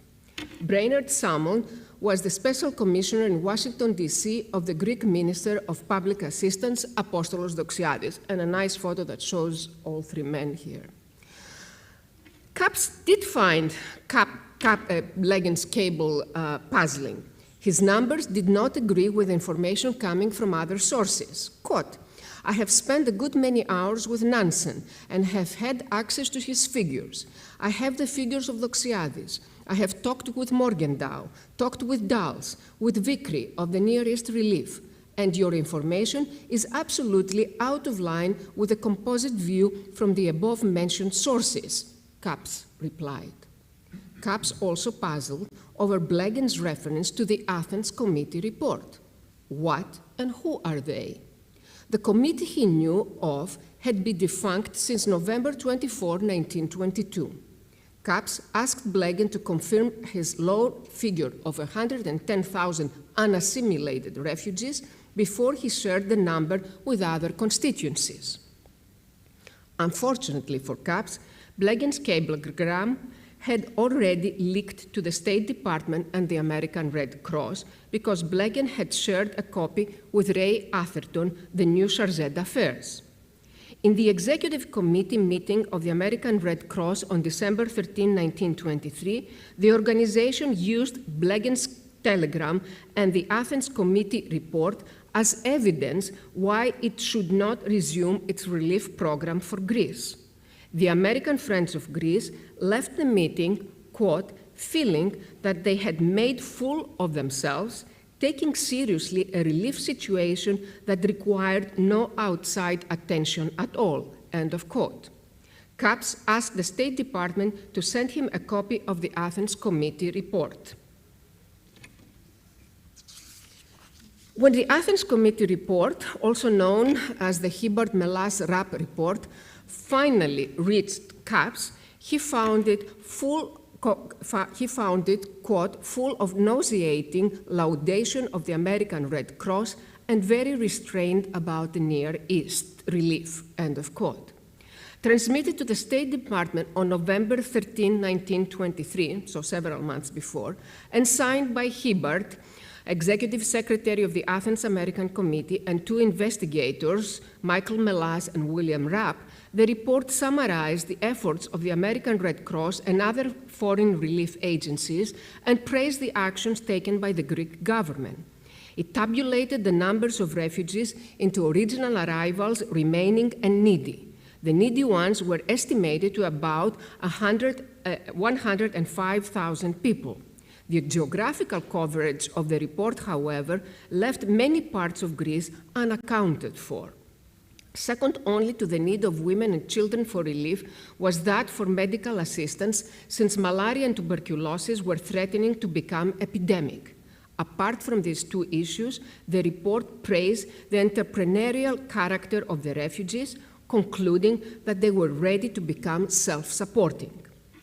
On January 4th, Salmon cabled Morgenthau in Athens about a press release of the American Red Cross carrying the title Smyrna Refugee Situation Solved by Assimilation. The release, based on the Athens Committee report and Blegen's telegram, praised the work of the American Red Cross and presented the refugee assimilation as a fait accompli, borrowing phrases from the report such as, quote, water poured over sand does not disappear much more rapidly than these refugees who came to Greece over a year ago and have disappeared into the social and economic organization of Greece, end of quote. Salmon warned Morgenthau that the American Red Cross's press release made it impossible for the American Friends of Greece to raise any relief funds and difficult for Morgenthau to seek support for the international loan that would finance the refugee settlement. In long letters to Blegen and Hill, Capps criticized the inefficiency of the Athens Committee report, which had left out of consideration many areas of Greece, Western Thrace, Eastern Macedonia, Thessaly, and Euboea. If Hill, the chair of the Athens Committee, had not commissioned the report, who had then? Capps suspected Atherton, but further inquiries indicated that the report had been commissioned by Colonel William Haskell, the former American Red Cross Commissioner for Greece. On January 19, 1924, at the request of the Federal Council of the Churches, the State Department asked Atherton to confirm that the number of unassimilated refugees in the Athens American report included all parts of Greece. Atherton falsely replied, "Figure includes all Greece." The same questionnaire was sent to Morgenthau on January 21st, who cabled back, quote, Hibbard classification, absolutely unrecognizable here, excludes Thrace, Ionian Islands, all Macedonia except Salonika, end of quote. A few days later, on January 24th, Prime Minister Venizelos and Minister Doxiadis cabled Capps that there were still about 400,000 refugees requiring relief. In a long letter to Hibbard, the main author of the Athens report, Capps challenged Hibbard's claim that harmony prevailed on the subjects of refugee relief among the Americans in Athens. Quote, every statement of appeal that comes from Mr. Morgenthau is at once met and countered at the offices of the American Red Cross and of the State Department with fresh advice from the legation at Athens, flatly contradicting the statements Mr. Morgenthau makes, wrote Capps, painting a picture of increased polarization in the American community of Athens. The validity of the Athens American report and Atherton's false statement were further challenged by another report that Barclay Atchison, Associate General Secretary of the Near East Relief, shared with the State Department. Cotsen, who had personally inspected Eastern Macedonia and Salonika in January 1924, cabled in late January that, quote, any statements that refugees are satisfactorily absorbed are ridiculous, end of quote, and that disease was about to assume epidemic proportions. The American Red Cross responded with a press release on February 2nd, announcing the shipping of 5 tons of quinine and clothing, but offering no other assistance on the advice of the Chargé d'Affaires in Athens. The American Friends of Greece continued to fight for the refugees for a few more months. The release of February 15, 1924, which included excerpts of statements by Fridtjof Nansen, Morgenthau, and Venizelos, appealed to the American public for donations either toward an immediate relief fund estimated at $3 million or a workshop fund estimated at $100,000 for women and girls unable to earn a living otherwise. A follow-up by undated release informed the public that several $1,000s had already been raised and transmitted to Greece. Hundreds of refugee women were already at work. Shipments of their products were sold in the United States, with the proceeds of the sale being returned to Greece as a revolving fund. And on March 1st, 1924, an editorial titled A Continuing Need by John Finlay, who sat in the boards of Near East Relief and American Friends of Greece, appeared in the New York Times. According to CAPS, the American Red Cross Executive Committee would meet in early April, we are in 1924, to review the news from Greece with an attitude more favorable.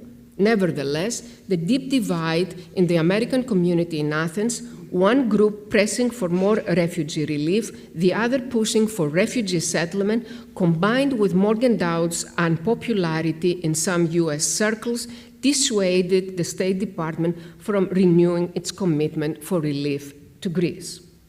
Disappointed with the results of his efforts to raise awareness about the refugee situation in Greece, the American Friends of Greece dropped their general appeal for relief, concentrating solely on the development of the embroidery workshops. With pressing matters to attend, such as the construction of the Gennadios Library and a new excavation program, CAPS also declined Morgenthau's invitation to replace him in the Refugee Settlement Commission. Despite his deep care for the refugees, CAPS, quote, could not again put the school obligations second, end of quote. The next pamphlet, issued by the American Friends of Greece in January 1925, promoted the success of their embroidery workshops. But that's a story for another occasion. Thank you.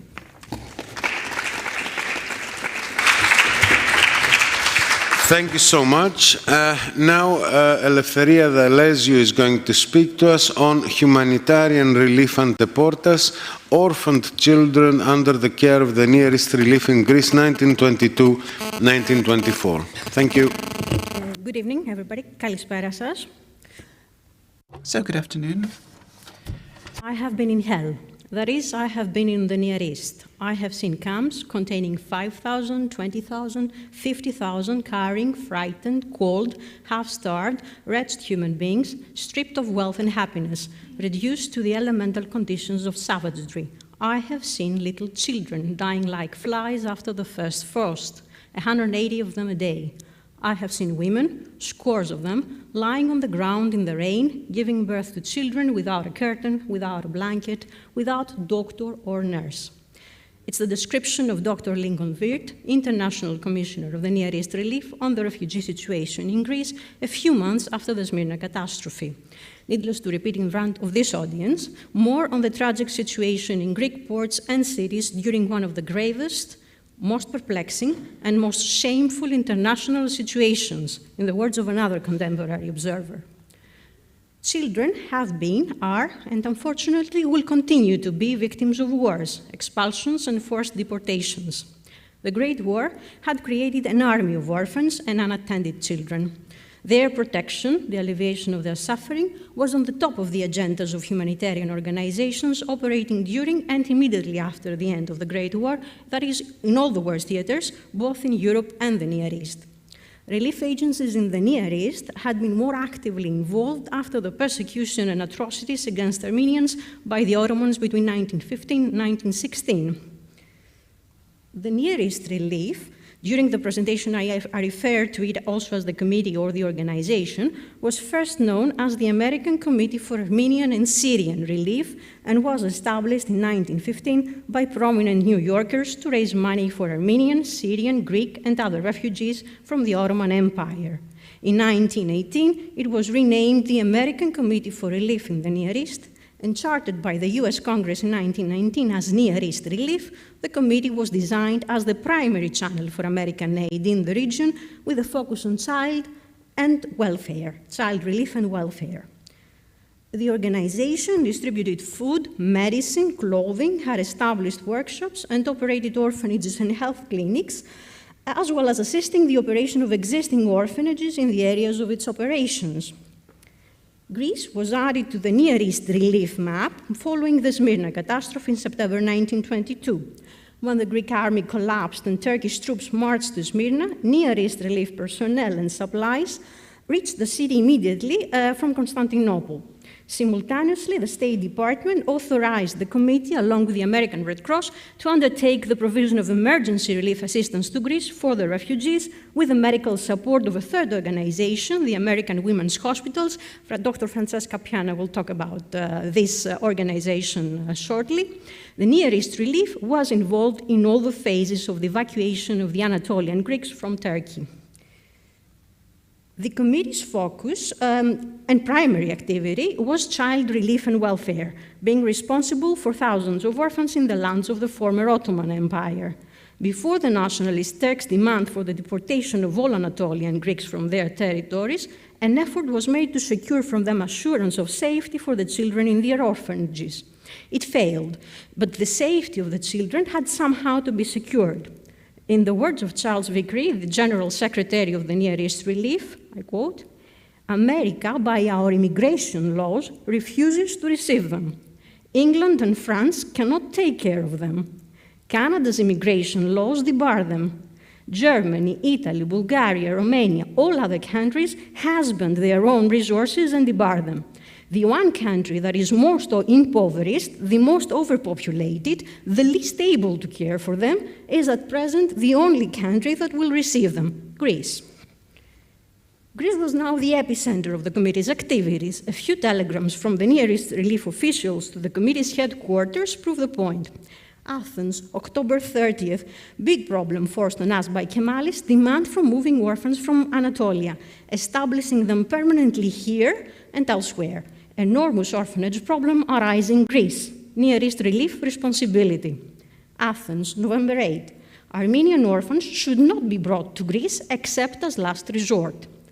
Telegram from Constantinople. All Near East relief orphanages at Constantinople will be evacuated by Christmas Day.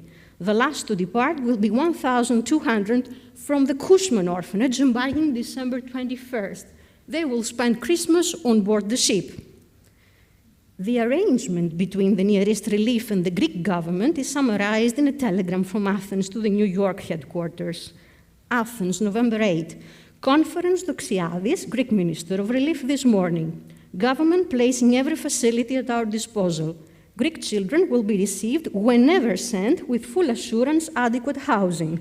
Greece also prepared to receive all our Armenian orphans and provide housing if you continue support. Greek orphans will have adequate institutional accommodations in neighborhood Athens. Armenians housed monasteries between Salonika and Athos. Single-handed, the problem of the refugee Anatolian Greek orphans was a further strain, and probably beyond the power of the Greek government. The committee would continue caring for the Anatolian Greek orphans already under its care and for the new Greek orphans that had been created by the death or loss of parents the period following the Smyrna catastrophe. The American organization would receive public buildings and private accommodations rent-free, exception from custom duties, the land for the construction of an orphanage on the island of Syra, free transportations for supplies, orphans, and personnel. They even had a boat at their disposal. Its officers were given diplomatic consideration, whatever that means, and the organization used the post and telegraph without charge. The evacuation was done with all available means, to three dimensions: Greece, Syria and Palestine, and Soviet Armenia. The nearest relief transported immediately approximately 22,000 children from Turkey. Almost 15,000 children arrived in Greece during November-December 1922.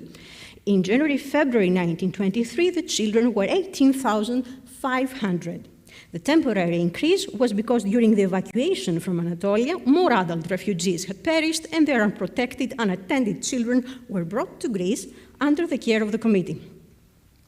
This is another interesting document from the Vaizelos papers at the Benaki Museum archives with the numbers of orphans in early December, the numbers expected, and the numbers of children that could be accommodated in the coming months. The conditions of the transfer. Far from ideal. I quote here from a letter of one of the agency's relief workers to her family. Her papers reside here at the American School of Classical Studies archives. She had escorted herself 500 girls from Constantinople to Loutraki. Quote, left Constantinople in one mad last rush of packing up my family of 500 girls. Came down 5 days on a horrible SCO and landed here, Siemens Loutraki, just 2 weeks ago, on the 18th December 1922. You never could imagine life as we lived it on that boat. 4 Americans with 900 children, baggage and cargo. We had to cook all our meals, and the only kitchen was half the size of my room at 1812 North Street, and shared by the ship's crew. Food gave out twice, 12 stowaways were discovered, and smallpox developed. When we got here, the town did not want any more orphans. There were about 2,000 already here, so the port official ran away to Corinth and left us in the bay. We had to send a Near East car and haul him back before we could land. She also reported to the headquarters, describing the first days of their arrival and the conditions. Loutraki is a beautiful little summer bathing place right at the western end of the Corinth Canal. We have the town practically to ourselves, about 15 hotels, and believe me, it is a job with this wild, untamed mob of 3,000. Food and clothing are my chief worry just now. The poor children are alive with vermin, not having had a change of clothes for weeks and weeks. And for 2 days it has poured, so washing will never dry. Our laundry is the ocean, with 5 iron cauldrons from which all are fed. By the end of 1923, NER protected 15,700 children in Greece and operated 5 orphanages. A quick glance. The Zapion Exhibition Center was transformed into an orphanage. The building also housed a clinic with dental and x-rays department funded by an anonymous American donor. In reports, it is mentioned that the Zapion orphanage was regularly visited by American tourists visiting Athens. Most probably, it acted as the flagship of the work done by the Near East Relief in Greece, along with the Syria orphanage. Here you see a photo of the old palace, the House of Parliament. The wing facing the National Garden housed the Near East Relief headquarters. Part of the building was also used as temporary housing to orphan girls who were either to be placed with the family or who would be sent to live with relatives, a sort of an in-between temporary facility, or a hostel if you prefer the term. The orphanage of Corinth housed in 12 military tolls, the Oropos Near East Relief Orphanage, mostly with Armenian boys and girls. The buildings belonged to the Amalion Orphanage, a private Greek orphanage, and Syria, the biggest orphanage operating in the Near East, built on a huge piece of land donated by the Greek state, housed up to 5,000 children and included an array of facilities like gymnasium, laundry facilities, specially designed workshops for the vocational training of the children. I will continue discussing some aspects of the work undertaken immediately in Greece by the committee, besides sheltering, feeding, and provision of health services to the orphans. Education. All children under the care of the Near East Relief Orphanages were provided with a comprehensive elementary education. I quote, the type and measure of the training given the children under the care of the Near East Relief be planned with the thought of fitting them for their own environment rather of trying to Americanize them. To this end, the vernacular should be used as far as possible in their education. The vocational training was a priority after the comprehensive elementary education. Boys were trained as carpenters, farmers, mechanics, shoemakers, silversmiths, potters. Girls were trained as dressmakers, weavers, and nurses. There are references to children with great school achievements who were kept or sent to Athens from other orphanages for further studies.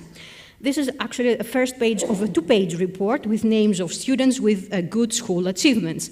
But the numbers of children receiving higher education were not great. Advanced training was for comparatively few children. Between 1925 and 1930, 649 orphans were educated in American colleges and schools of the Near East and in 20 other schools. They graduated as doctors, artists, engineers, professors, musicians. And there were also 460 graduates from nurses' training schools and teachers' training schools. Scholarships were granted primarily for training in practical fields, in nursing and teaching. The educational program serves as one of the most lasting contributions to the orphans. Thousands of children had the opportunity to be trained, at least in a profession that would render them self-supportive. Immediately after the relocation of the agency to Athens, one of the most notable operations of the Constantinople headquarters was reestablished, the so-called Child Welfare Department, targeting the unaccompanied and sometimes orphaned children found among the groups of refugees. The service was extended to include tracing adults during the emergency period. In 1 month in Athens, January-February 1923, there were 12,000 inquiries, many of them from America and England, received and posted around the refugee centers. 2,000 of the missing were reunited with their families by March 1923. A similar department operated in Salonika. The method of work and the results were equally impressive. By the end of 1925, 3,000 children, orphaned and unattended, had passed through the Salonika Bureau on their way to relatives who thought them lost. One typical day at the office in Salonika, as described by Dorothy Sutton, the Near East relief worker, a quote, "Next, a boy of 8 is brought in. This small youngster, following every rumor concerning the whereabouts of his people, he had been wandering in the mountains and villages of Macedonia for nearly 8 months, getting food and shelter whenever and wherever he could. We have bathed and clothed him and placed him in our hostel until such time as we can either locate some relative or put him in a good family." Put him in a good family, says the relief worker. This takes us to the practice of outplacement or home placing or foster parenting in today's terms. The organization practiced it from the very beginning in Greece. It was called drastic, but necessitated, especially since there was a need to decrease expenses. The Near East relief personnel systematically worked to place the Armenian orphans with Armenian communities in countries like Egypt and France, either for adoption from Armenian families or in the case of older girls to get married. The committee also placed children with widowed mothers with several children of their own. On that, they were assisted by, and I quote, committees of local ladies who conducted surveys and regularly inspected the homes. The committee provided a monthly allowance to the single widowed mother. The placement of children in homes, without adoption in legal terms, was and is more difficult. It requires a strong and reliable network to supervise the procedures and the welfare of the child. One of the most experienced relief workers paid special attention to the follow-up of the children who were placed with families. In 1925, Dorothy Sutton writes a letter to the managing director expressing openly her concern. There is much to be done still, and may I add my urgent plea for the continuation of personal supervision over the children outplaced. Did the agency devote the required personnel and the time to follow up the outplaced children, especially after 1925 with the cuts in funding and personnel? Outplacement was an innovative practice. I mean, there's no question about it, trying to deinstitutionalize children, offering them a family environment. But was it done following rules and procedures, or was it simply a way to cut expenses? And this takes me to my final remarks. The Near East relief in Greece during the emergency relief period demonstrated its ability to re-establish its orphan-related operation in its new environment with the full cooperation and provision of the Greek state. Its activities depended on the existence of other humanitarian agencies in Greece, namely the American Red Cross and the American Women's Hospitals, on the provision of health services for the orphans and relief to adult refugees. Provision of help in this emergency period was a joint American operation. The committee reassured that feeding, clothing, education, and care of the Greek and Armenian orphans would be secured. After the termination of the emergency relief period, it continued the operation of health clinics for adults and children in and out of refugee camps and settlements with the cooperation of the American Women's Hospitals, established and operated the Near East industries which provided vocational training and employment to refugees, particularly women and older children. The Near East Relief bequeathed buildings and equipment to the Greek state upon the termination of the orphanage work in 1929. The relief assistance to the general refugee population was not on a big scale, did not reach large numbers of refugees, and often orphan-related work practices like the outplacing of children call us to look deeper and enlighten hidden or unseen parts of processes. But what was offered to thousands of orphans, Greek and Armenian, was of importance and had an impact on a war-torn country with 1.5 million refugees. True, crises demand comprehensive policies, and many actions and steps taken during one of the gravest, more perplexing, and most shameful international situations by all those involved were not always comprehensive. We certainly need to cast a critical eye on them, taking, however, in mind the times and the circumstances. Humanitarian legacies are worth remembering, even if we must look at them with a critical eye. Thank you. Thank you.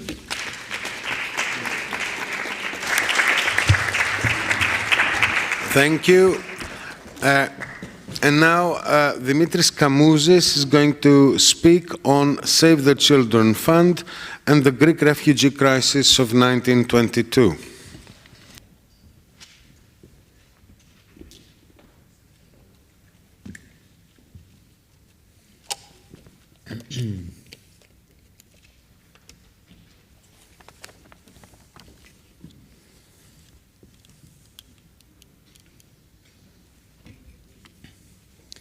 Good afternoon, Kalispera. First of all, I'd like to thank also the organizers, the American School and the Foundation of the Parliament for the kind invitation, the esteemed colleagues, and of course, all of you who join us here today. What I will be presenting is a side project I've been working on and off for the past few years on the British. So I moved from the Americans to the British and their help in Greece. Now, on 21st January 1924, the administrator of the Save the Children Fund in Piraeus, Father Adam Fernie, received a handwritten letter in Greek from the refugee children of the Retsina camp, and I quote, "Our dear Father, Mr. Fernie, we're unable to find the words to express our gratitude to the British people who protect us like their children, and we beg you, who we know, to thank the British people for all the goods they offer us. You are our protector, and since we are not in a position to thank you in any other way, we pray day and night to all merciful God to keep you and our benefactor England healthy, because if it was not for you, we would have died of hunger. All the refugee children of the Retsina camp, we wanted to write to you many letters, but Mrs. Christidou said to send one, and a good one. The refugee children, Maritza, Tasia, Katina, Kalliopi, and so on." Now, this was one in a series of similar letters of gratitude where the children would sign with their name and age. We know now for a fact, and we heard some presentations, and I will probably follow up from what Eleftheria just said, that if the Western humanitarian organizations of the time had not stepped in immediately after the Asia Minor catastrophe of 1922, thousands of refugee children would have died of hunger, cold, and diseases immediately after their arrival in Greece. The aim of my contribution is to highlight briefly the significant aspect of the relief and settlement history of the Asia Minor Greeks by focusing on the aid of the British Save the Children Fund towards these destitute, sick, malnourished, and in many cases orphaned and unescorted refugee children.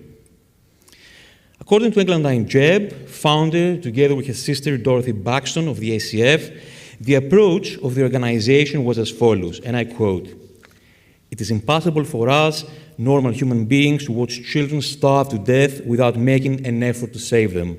We have only one object, to save as many as possible. We have only one rule, we shall help them, whatever their country, whatever their religion." In this context, the paper will assess the humanitarian effort carried out by the ACF, which had as its main purpose to identify officially the violent displacement of 1922, as an international humanitarian crisis, transmit the pain of others and raise awareness in British society, and collect and distribute funds, supplies, and medical assistance to address this issue. Emphasis will be placed on the reports of the representatives of the organization in Greece with regards to the problems both of survival and social integration that these underage refugees from Asia Minor had to face. Now, it should be pointed out from the outset that humanitarian organizations are highly selective regarding their aims and the direction of their activities. Not all wars, natural disasters, famines, displacements, and diseases turn into international humanitarian causes. On the contrary, there is a specific procedure that can be roughly divided into three main phases. During the first phase, an event is identified as a humanitarian crisis. During the second, a strategy is put into place in order to address this crisis. And during the third, humanitarian organizations monitor and assess the results of their efforts, adjusting them accordingly. In all three phases, the field reports of the personnel in situ, doctors, nurses, paramedics, volunteers, social workers, educators, bureaucrats, and others, play an essential role because they offer valuable information on a wide range of issues, such as living conditions, needs with regards to food, medicines and clothing, population statistics, relations with the state authorities and responses of the local society. Now, these reports, combined with photography and publications, as we already witnessed, form the basis of a humanitarian operation focusing on informing the international community and managing a humanitarian emergency. The Asia Minor catastrophe was no exception. On the contrary, it constitutes a representative example of an international response to one of the first major refugee crises of the 20th century. So, when was the 1922 identified as a humanitarian crisis by the British? And this is the point Davide made about timing. On 8 September 1922, the day the Turkish forces were entering Smyrna, the SCF contacted the Greek ambassador in London, Alexandros Ragavis, offering to help the refugees who had already started arriving from Smyrna and other ports to the Greek islands and mainland Greece, and if necessary, to issue an appeal to the Greek community in England for aid. A week later, George Post Wheeler, the United States Chargé d'Affaires in London, communicated to the Foreign Office Admiral Bristol's reports from 13 and 14 September on the critical situation of hundreds of thousands destitute refugees in Smyrna and the port of the Sea of Marmara in an attempt to initiate an Anglo-American humanitarian collaboration to deal with the problem.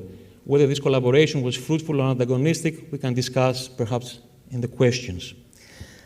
As a result, on 19 September 1922, the SCF decided to incorporate the Greek refugee crisis into its ongoing humanitarian activities. In late September, a summary of intelligence with the title Famine in the Aegean, Help of Powers Urgently Needed, conducted on behalf of the All British Appeal, the umbrella association of the British humanitarian societies, including the SCF, offered an alarming portrayal of the unfolding refugee crisis. And I quote, "The bare figures with regards to refugees from Smyrna furnish a wholly inadequate picture of the desperate state of affairs in Ionia, Greece, and the Aegean in general. The state of Greece and the islands of Archipelago demands immediate and considerable action on the part of the powers. A country already involved in political and international disaster cannot absorb a sudden influx equivalent to 1/6 of its total population without entailing instant disaster. The Piraeus and Athens are already overcongested. 40,000 refugees have more than appropriated the resources of the capital. Orders have been issued preventing new arrivals. Accordingly, in Mytilene, 130,000, in Chios, 60,000, in Samos, 15,000, lie in a state of starvation without hope of adequate secure.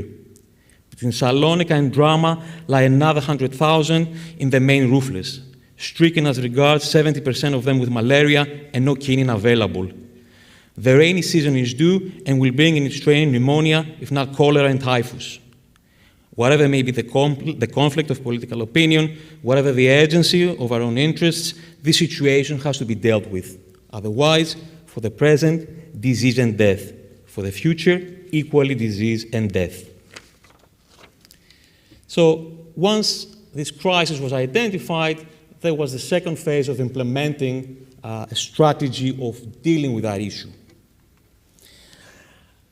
In order to address the immediate needs of the refugees, the SCF collected, dispatched, and distributed food, clothes, shoes, blankets, and medicines with 2 trains called the British Relief Trains in October 1922 and March 1923. It also set up 12 soup kitchens in Thessaloniki, 4 in Piraeus, and 1 in Athens, Patras, Elefsina, Poros, Aegina, Hydra, and Volos, which continued to operate until 1926, and ran a campaign for the refugees of Asia Minor in the British press, namely the Times, the Daily Mail, the Evening Standard.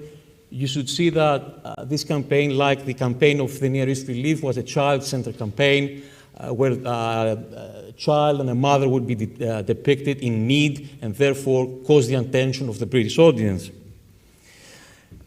Despite these efforts, the situation of the refugee children from Asia Minor did not show any significant signs of improvement.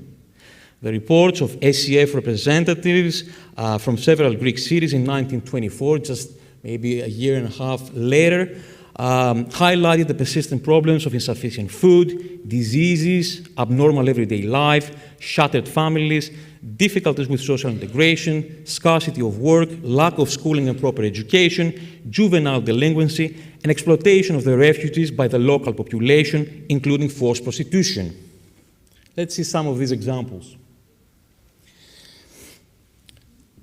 Ellen Chater and Alithia Pattison write from Thessaloniki on the 18th of March 1924.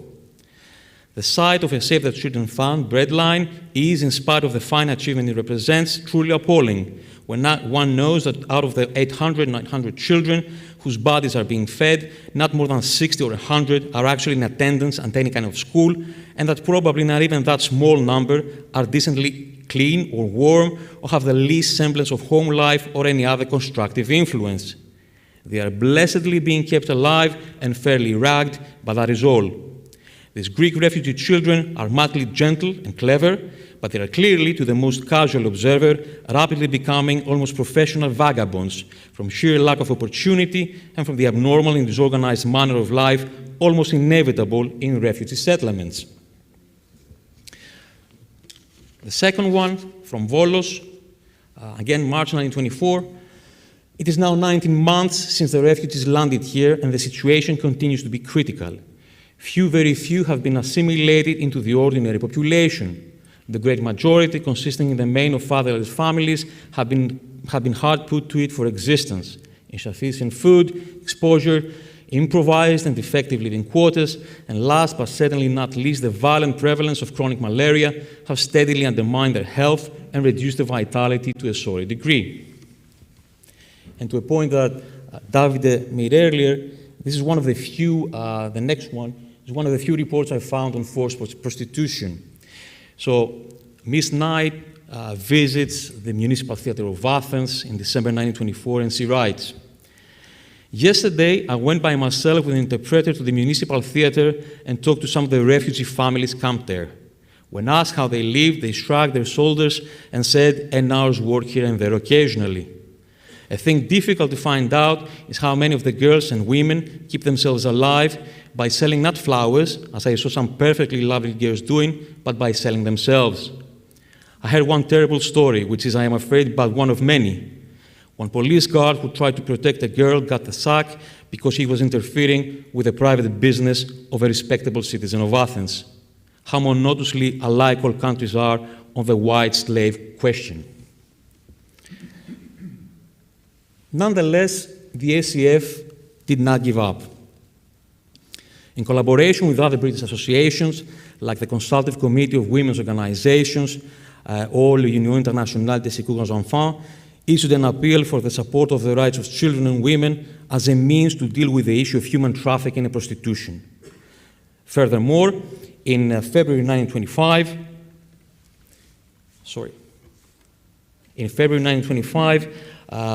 Dorothy Horaxaton, we heard from Eleftheria about her, and any other educator and volunteer who worked in Thessaloniki for 14 months sent to the organization's headquarters in New York a detailed report on the state of the refugee camps in the city.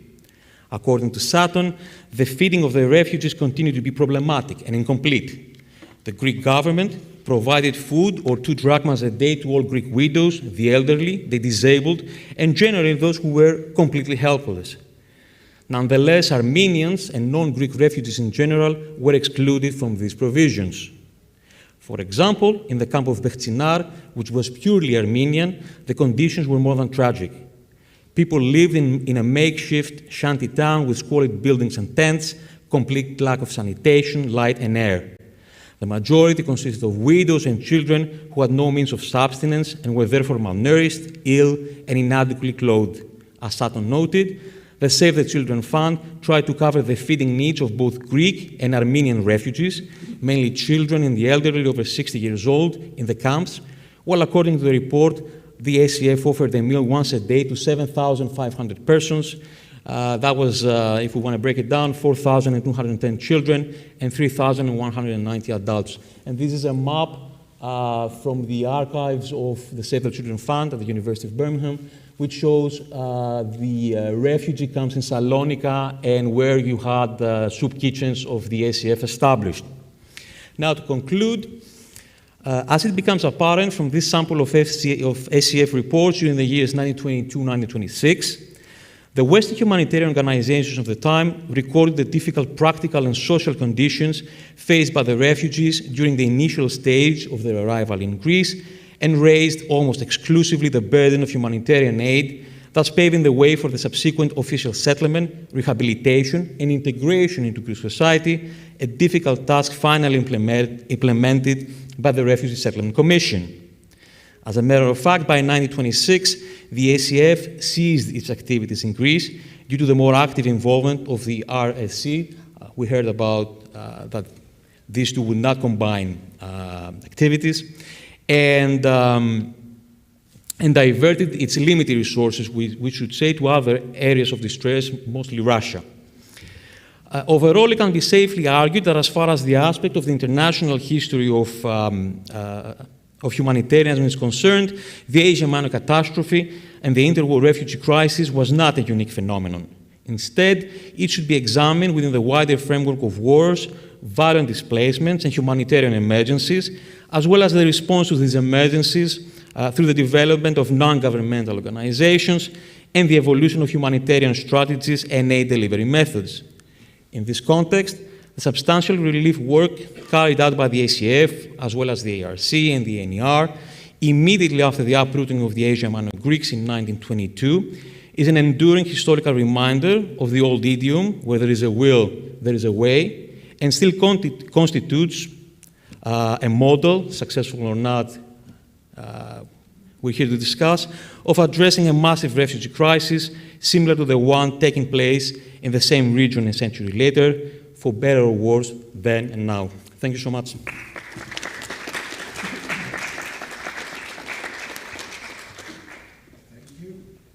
Thank you. And now Francesca Piana is going to speak to us about encounters in medical aid, the early work of the American Women's Hospital for Greek refugees. Good evening. I'm honored to be here with you today. I would like to thank the Hellenic Parliament Foundation and the American School of Classical Studies, and I would like also to thank the Swiss National Science Foundation, which generally finances the research on which this presentation builds. So the American Women's Hospital was and still is an American all-women medical humanitarian organization established in 1917 in New York City by the World Service Committee of the Medical Women's National Association as a reaction to women physician exclusion from the Army and to provide medical assistance to distressed civilians overseas. The organization is still not active nowadays, and for instance, it collects funds for the victims of the earthquake in Turkey and Syria. It supports cervical cancer screening in Kenya, and it equips frontline providers in the Ukraine, among other things. During the Greater War and in the interwar period, the American Women's Hospital sent women physicians in Serbia, Albania, Russia, Turkey, Armenia, and Japan. However, as of the fall of 1922, Greece became its most important mission, and Ottoman Greek refugees, and especially women and children, its main targets. In the minutes at my disposal, I will tackle the question of the emergence of the American Women's Hospitals in the United States, and then I'll sketch its early work in Greece. So the American Women's Hospitals emerged from the refusal of the American government to hire women doctors in the army. That would happen only during the Second World War. So to understand the establishment of the organization, we need actually to take a step back and grasp the challenges that the first generations of women physicians had to face. Since the mid-19th century, the medical profession, had been open to women who mainly specialized in gynecology, obstetric, and pediatrics in private practice as an extension of their so-called feminine virtues, and because hospitals were precluded to them and they were controlled by men. As others have argued, during the progressive era, women engaged in maternalist medicine and institutions which aimed at medically treating and morally reforming poor mothers and children in American cities by means, for instance, of child welfare centers and home visits.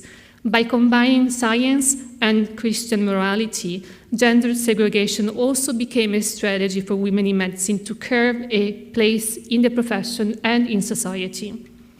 However, by the turn of the 20th century, a younger generation of women in medicine challenged the separate sphere and pushed towards assimilating with men in the profession.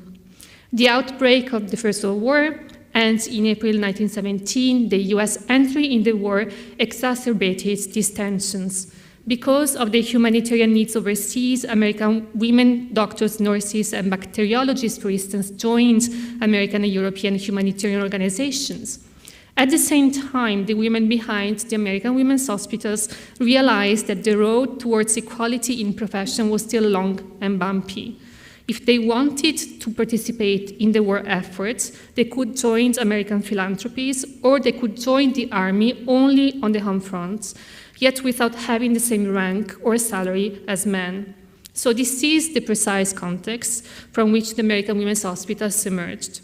So medical humanitarian aid was seen to the American Women's Hospitals as a patriotic duty, as well as an instrument to fight for professional equality. So in the early 20th century, being a female doctor most likely meant being a suffragist. Not for all of them, but for most of them. In 1920, the 19th Amendment to the US Constitution was approved, giving white American women the right to vote. And the second director of the American Women's Hospitals, Dr. Esther Paul Lovejoy, who, by the way, was also the first woman to be a congressional candidate in 1920, never stopped stressing the exceptionality of the American Women's Hospitals and the independence of its women physicians, who were self-supporting, single, and free from the strains of the patriarchal family. So Dr. Lovejoy played a central role in developing the work of the American Women's Hospitals in Greece. In the summer of 1922, she was actually in Geneva and she was supposed to go to Moscow, but in Istanbul, she was alerted of the dramatic conditions of Ottoman Christians in Smyrna. So she decided to change her plans and she went to Smyrna.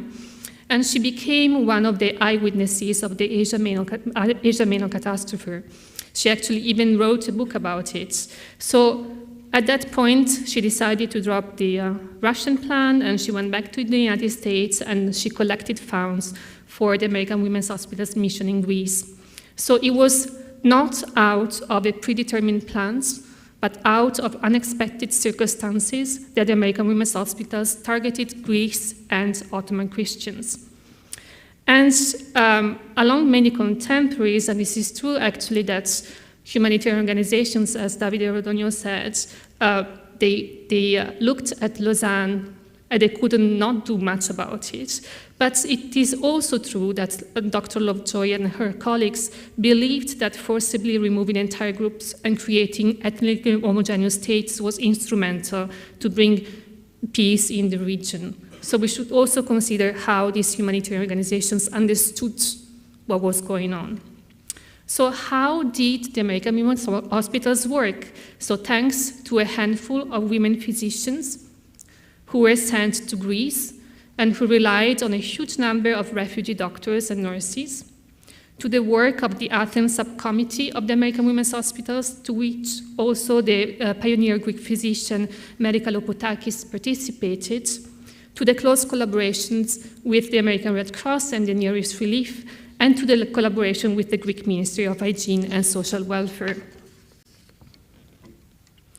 So, thanks to the experiences that the American Women's Hospitals doctors had previously acquired in Greece and elsewhere, the organization's response was immediate. As of the fall of 1922, medical facilities were established on the islands of Mytilene, Chios, and Crete. In 1923, a quarantine station was opened on the little islands of Makronizos, where nearly 2,200 men, women, and children were, 20,200 men, women, and children were vaccinated, preventing the spread of smallpox and typhus. And this is, so the first picture is a picture of Dr. Lovejoy and Miss Kruishkans in Makronizos. And the first picture, the second picture is a picture of the tent camp in Makronizos. So by the outbreak of the Second World War, because numbers do matter, in Greece, the American Women's Hospitals had opened 26 independent hospitals, 14 orphanage infirmaries with the Near East Relief, 1 hospital with the American Red Cross. It had also opened 121 independent clinics and dispensaries, and 24 with the Near East Relief. So some of these institutions were run for shorter periods, others actually were run throughout the interwar periods. In each institution, the American Women's Hospital staff offered general and specialized treatments for dispensary and hospitalized patients, with particular attention given to ophthalmology, as trachoma was actually very spread among refugee children, and with a maternity ward for mothers and children. For instance, what is now the General Hospital of Nikia Agios Panteleimon had been created in 1922 by the American Women's Hospitals. It was actually built out of refugee barracks in a neighborhood where at that point there was no other health facility. At that point it was called the Kokinia Hospital, so it was transformed into a brick building in the 1930s, and then it was handed over by the American Women's Hospitals to the Greek governments. So in Greece, maternalist medicine reached its peak as women and children constituted the bulk of the refugees. In 1922, so in the fall of 1922, Dr. Ruth Parmalee, and you can see a picture of her, the first picture, helped open and run a hospital in Thessaloniki that provided medical services to refugee camps and contained a maternity ward for expectant mothers and newborn babies. So in 3 years' time, more than 1,000 babies were born in the American Women's Hospitals. Dr. Parmalee actually also trained Greek and Armenian refugee women to become nurses and help her in the hospital. And when the emergency was over, she also taught elements of scientific motherhood to refugee mothers for them to raise healthy children, the future citizens of Greece. So these are 2 pictures. In the first one, you see Dr. Parmalee with a patient who just gave birth to a baby. And in the second one, you see a picture of a group of refugee nurses in the Kokinia Hospital that dates back to 1926. And I would like actually to go back to the argument about the role of religion that was raised earlier. So the American Women's Hospitals actually was based on idea of Christian morality, and somehow you see this Christian background also in the iconography that the organization chose for itself. Parmalee with the patients reminds us of the Pietas, right? So something that is really important to me, and I hope that with this presentation I could potentially develop further, is that the American Women's Hospitals could not have accomplished its work without the assistance of local and refugee health personnel. So during the first years of its work, it employed more or less 10 American doctors and nurses, as well as 30 local refugee doctors and 100 nurses. So this number would diminish in time. But actually, in my sources, I try to get a sense of who this person were, and I try to get a sense of the interactions between the American women and the local refugee staff.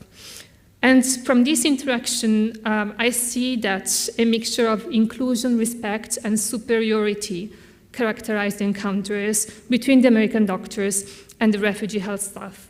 So from one hand, women physicians believed in the superiority of their American medical training and clinical experiences.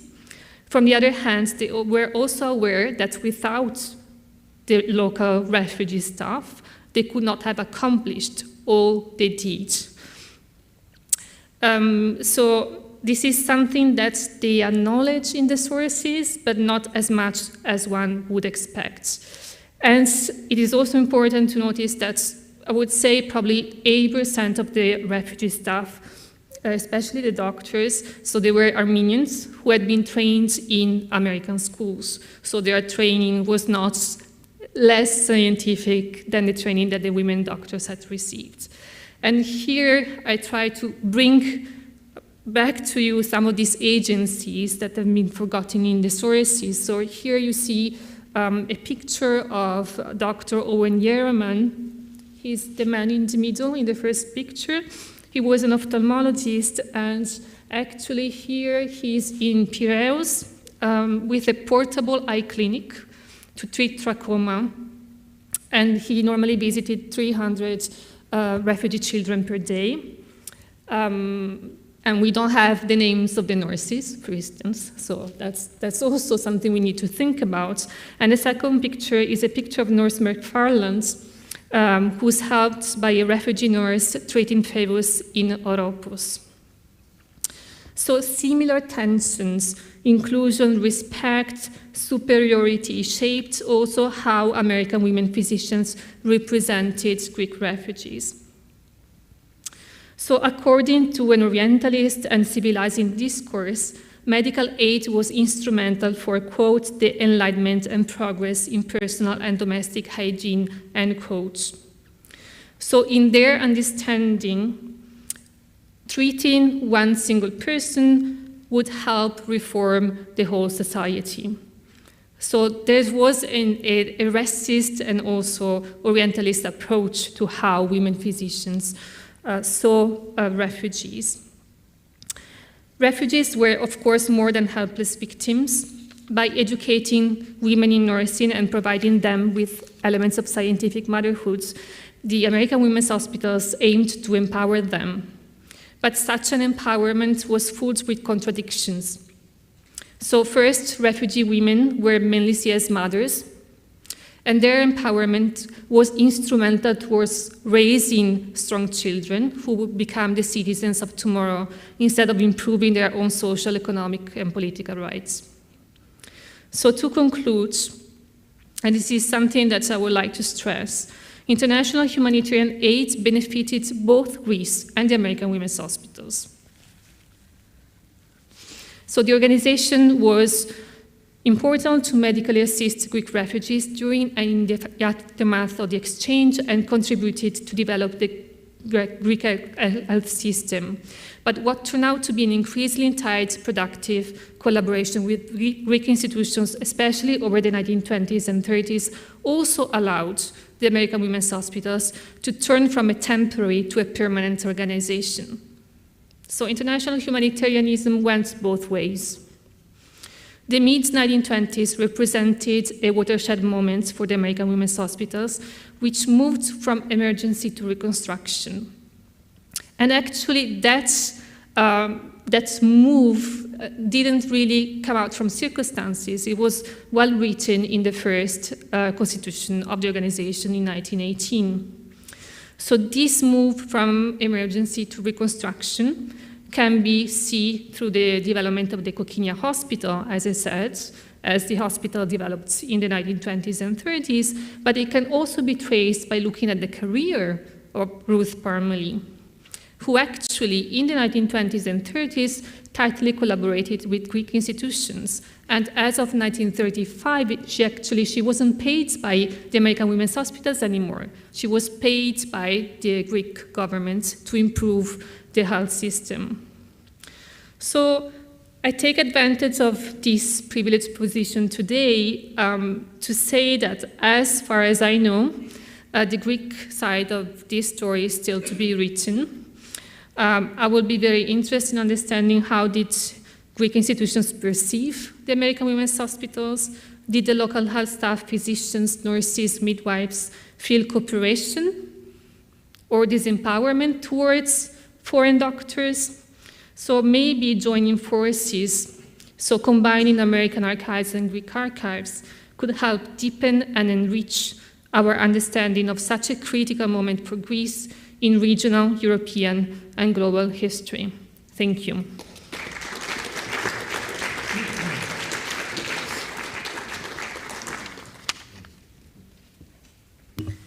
Thank you. And now, may I call Jack Davis, the person who has played such a pivotal role in starting this discussion in this hall 12 years ago, who will speak on the subject, Lest We Perish, the $30 million campaign of the American Committee for Relief in the Near East. Thank you, Evanthis. Was it really 12 years ago? My God.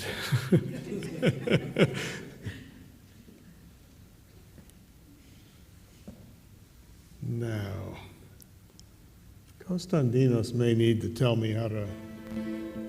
We're talking about something so basic, so human, that elevates us all. When we talk about these things, that this was America at its best, without expectations of itself. Maybe one thing that unites us all is this story of what happened to these orphans, how they were saved.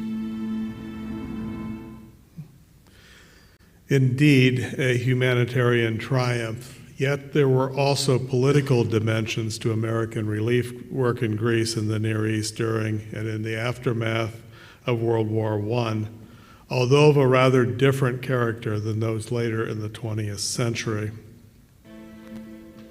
We're talking about... Yeah, no. The topic of my paper this afternoon is the $30 million campaign of the American Committee for Relief in the Near East, a non-governmental initiative launched in January 19 to succor victims of Turkish genocides in areas soon to become parts of the former Ottoman Empire, and the posters produced to promote that initiative. The initiative also sought to introduce elements of American modernity in these places, goals that have been much criticized of late by researchers such as Davide Radonio. But modernity is not my concern this afternoon, nor is disentangling Protestantism from philanthropy a near impossibility in the early 20th century.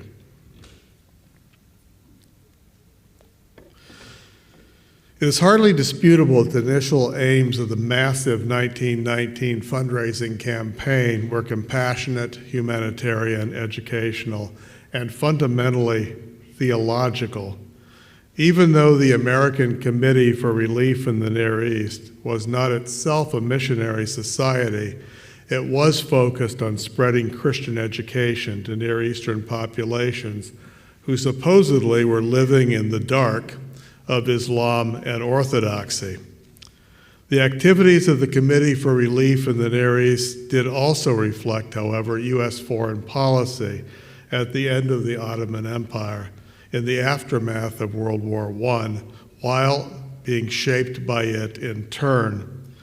The American Committee for Relief in the Near East entertained very close relationships with the U.S. government, and it needed the support of the U.S. government and federal agencies at home and of U.S. diplomats on the ground abroad.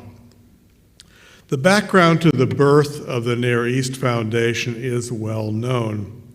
Personal relationships, particularly those of one man, Cleveland Hoadley Dodge, influenced policy in the presidential administration of Woodrow Wilson, and sought to protect the substantial investments of American Protestant missionaries in the Levant, and to a lesser extent, American business interests that operated in Ottoman territories.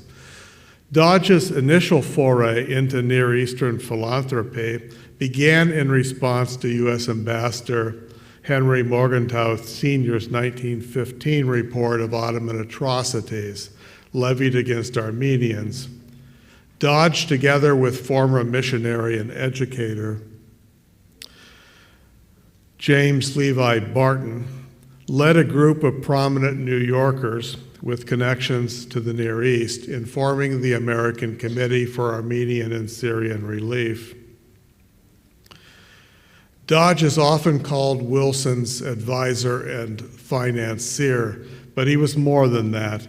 He was effectively Wilson's best friend and had extraordinary access to the president and exceptional influences on him. Dodge, president of the Board of Trustees of Robert College in Constantinople, and Barton, former president of Euphrates College in Harput, were joined by other public figures and church leaders with missionary or educational interests in the Near East. Formerly separate relief committees joined the American Committee for Armenian and Syrian Relief at the instigation of the Rockefeller Foundation in order to form the American Committee for Relief in the Near East. Their combined efforts enabled these organizations to set their sights high, and thus emerged the $30 million campaign of 1919. World War I was the first major conflict in which all combatant parties made extensive use of propaganda generated by state organs.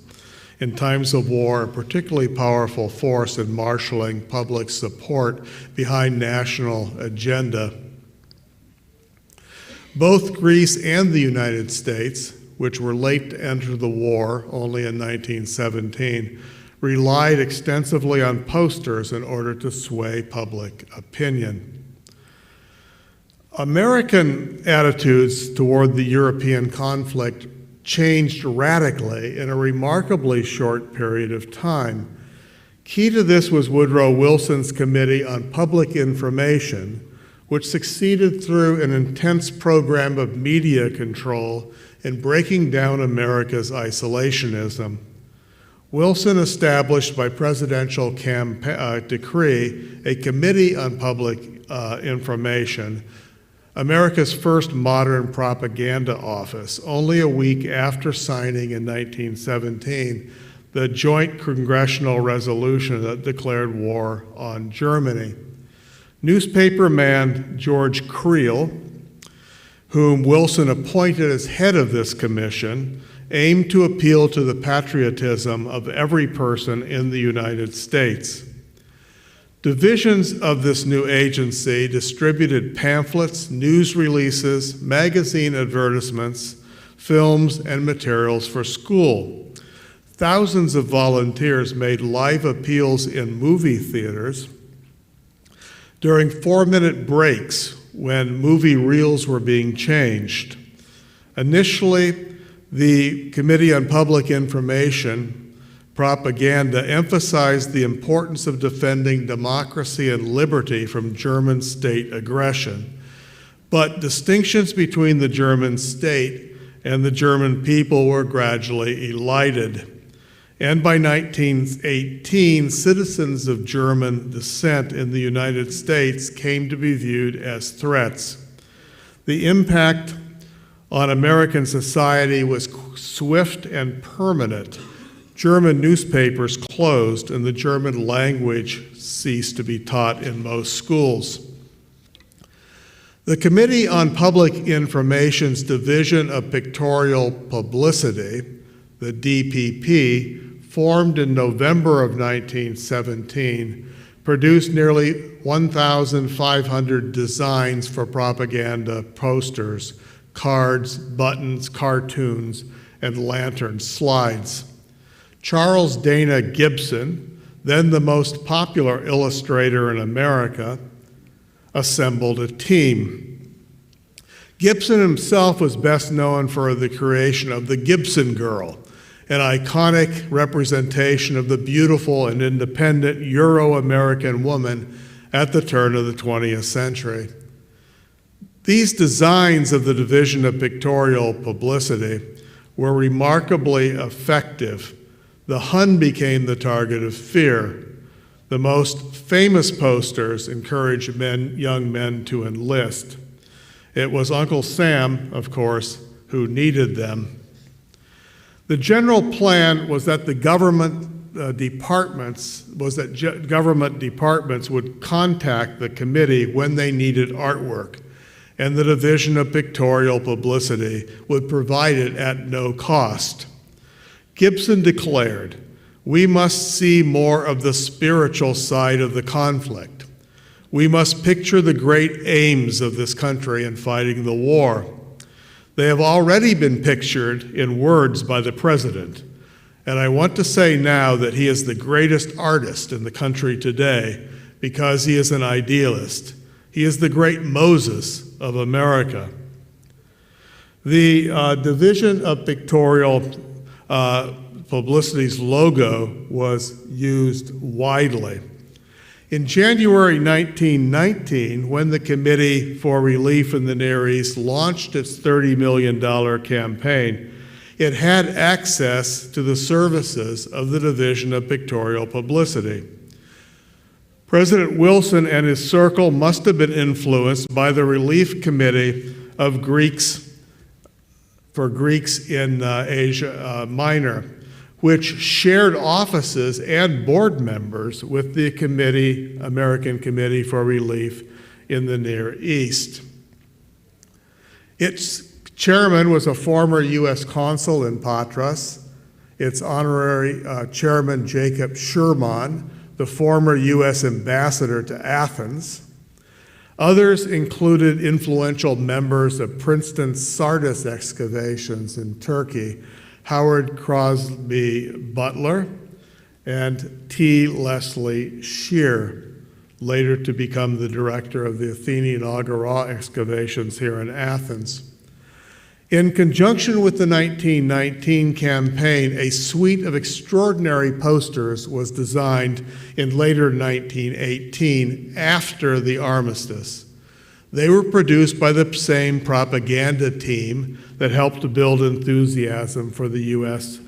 entry into World War I.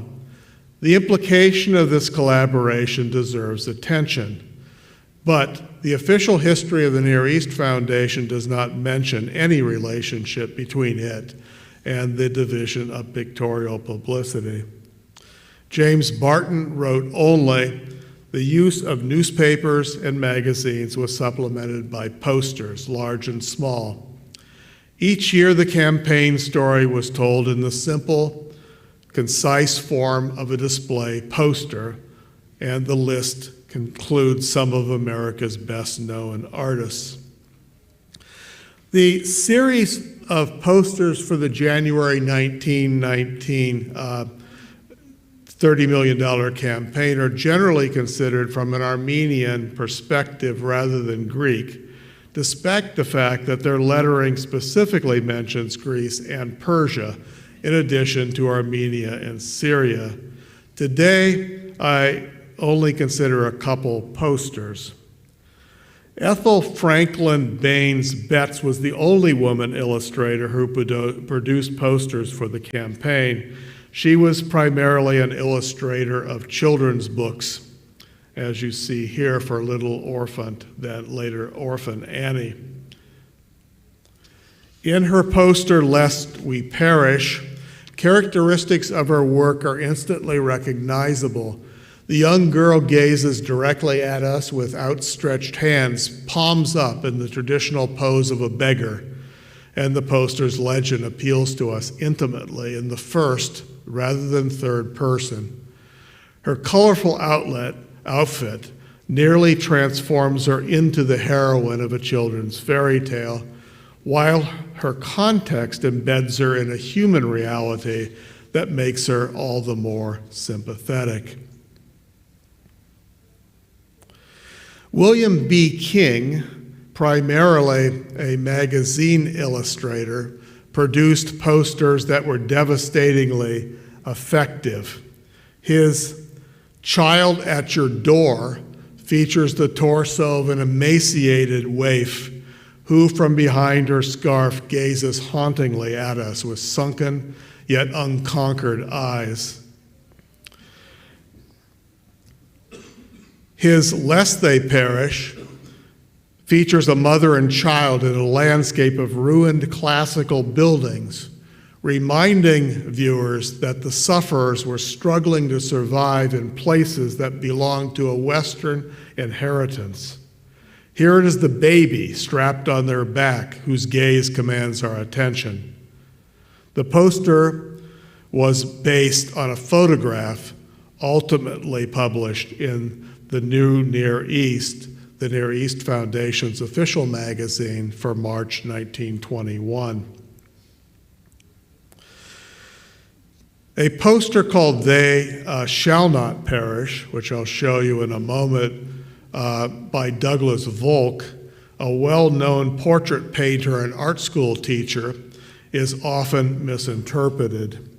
The point of this slide is that Volk designed what was the most famous American stamp as I was growing up.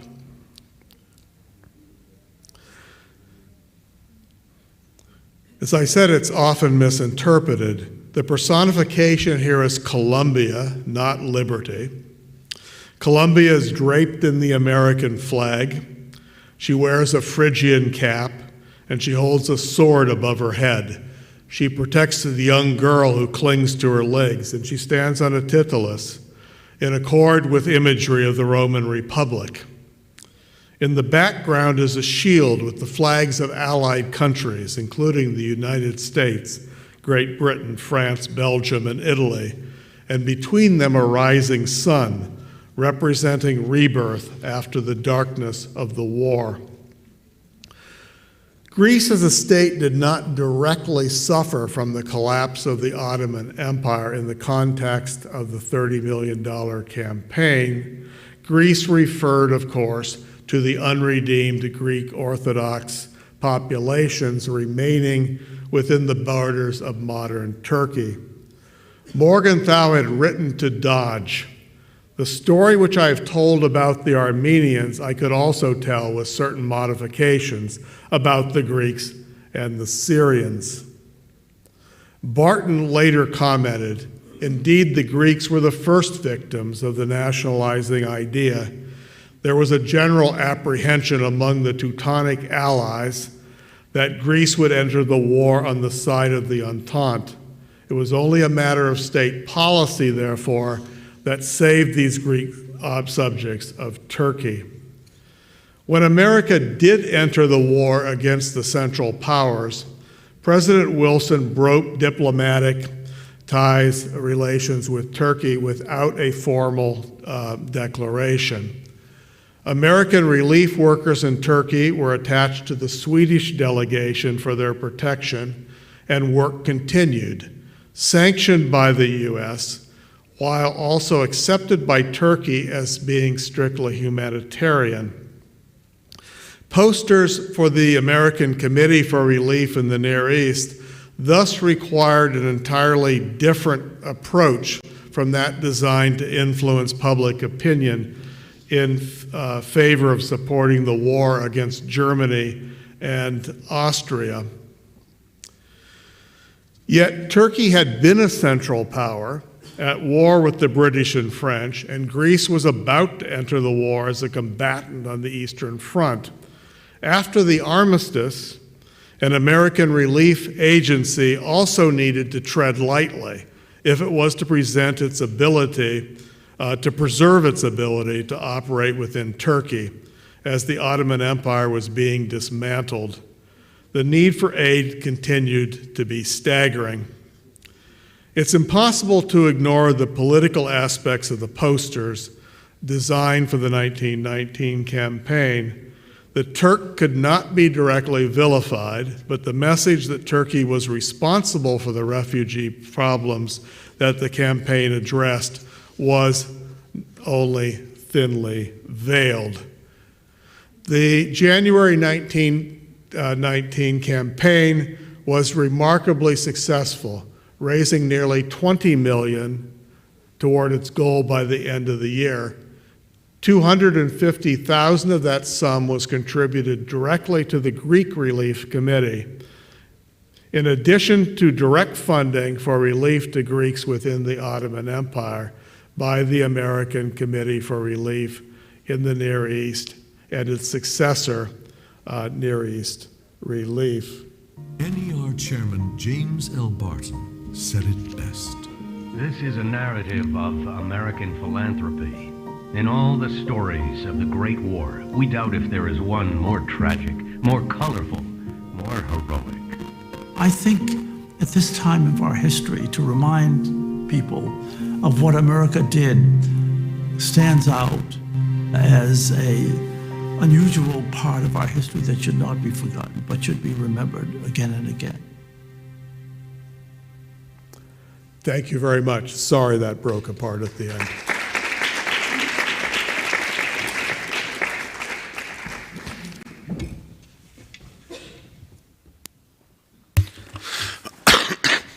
So we can now start the discussion, if there are any questions.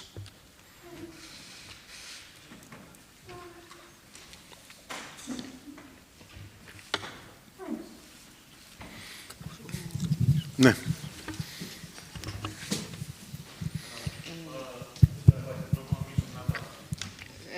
Ναι, όχι, γιατί υπάρχει σύνδεση. You have to speak in the mic, please.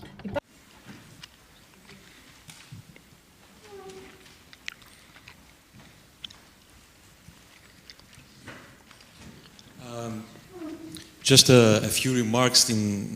I think that all the presentations, as well in the first session, but in the second session, I find them very, very interesting. And I would start with something that Francesca said, and I will try a bit to combine also what Eleftheria said and one of the points Davide made earlier. First of all, one of the reasons that the Greek people employed by the American Women's Hospitals and other organizations, one of the main reasons is language. The fact is that we have Turkish-speaking, Greek-speaking, Armenian-speaking, we have people talking the Pontic dialect, and in many cases we have also Arabic-speaking and Kurdish-speaking. Therefore, these people, the Asia Minor Greeks who assisted these organizations, were able to speak the only medium to communicate with all these refugees coming from different places. And we know that for a fact also from the work of the Center for Asia Minor Studies, that when people went to get interviews, Melpo Merlier chose people who would be speaking either Turkish or Armenian to be able to gather these interviews. So language is a very important issue and criterion in this aspect.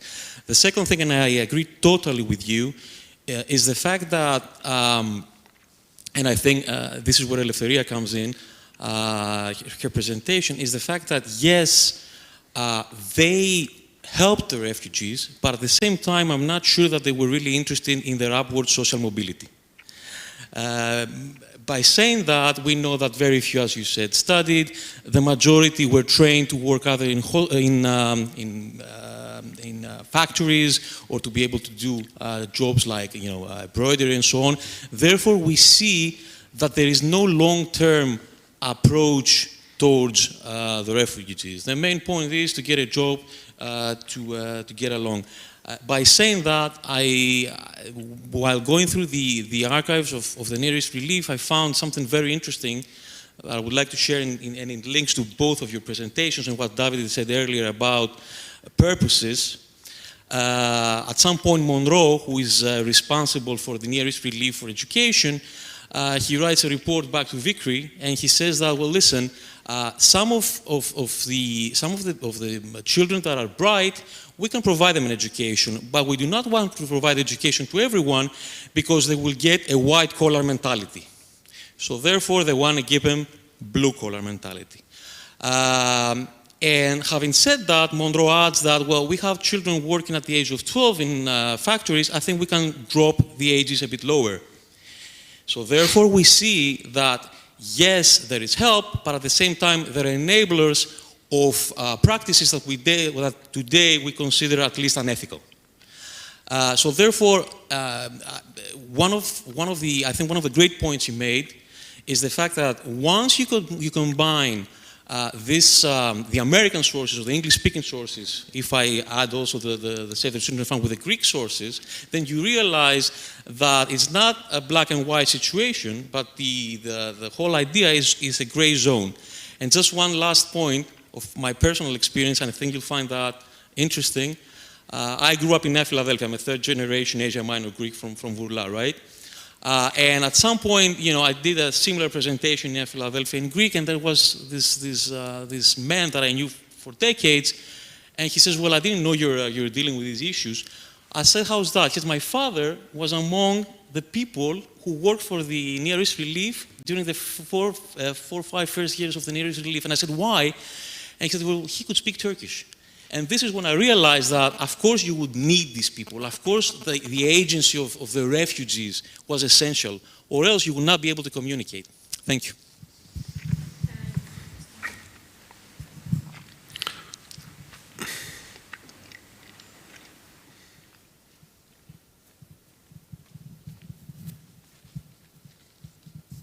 Yeah, thank you for your very interesting comments. I'm just adding into that. Yes, language is key, and American women doctors were very different from one another.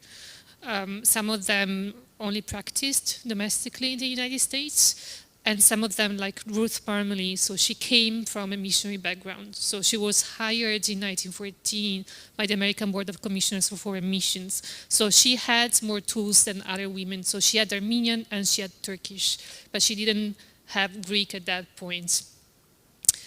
So yeah, language is indeed key. Yeah, that's it.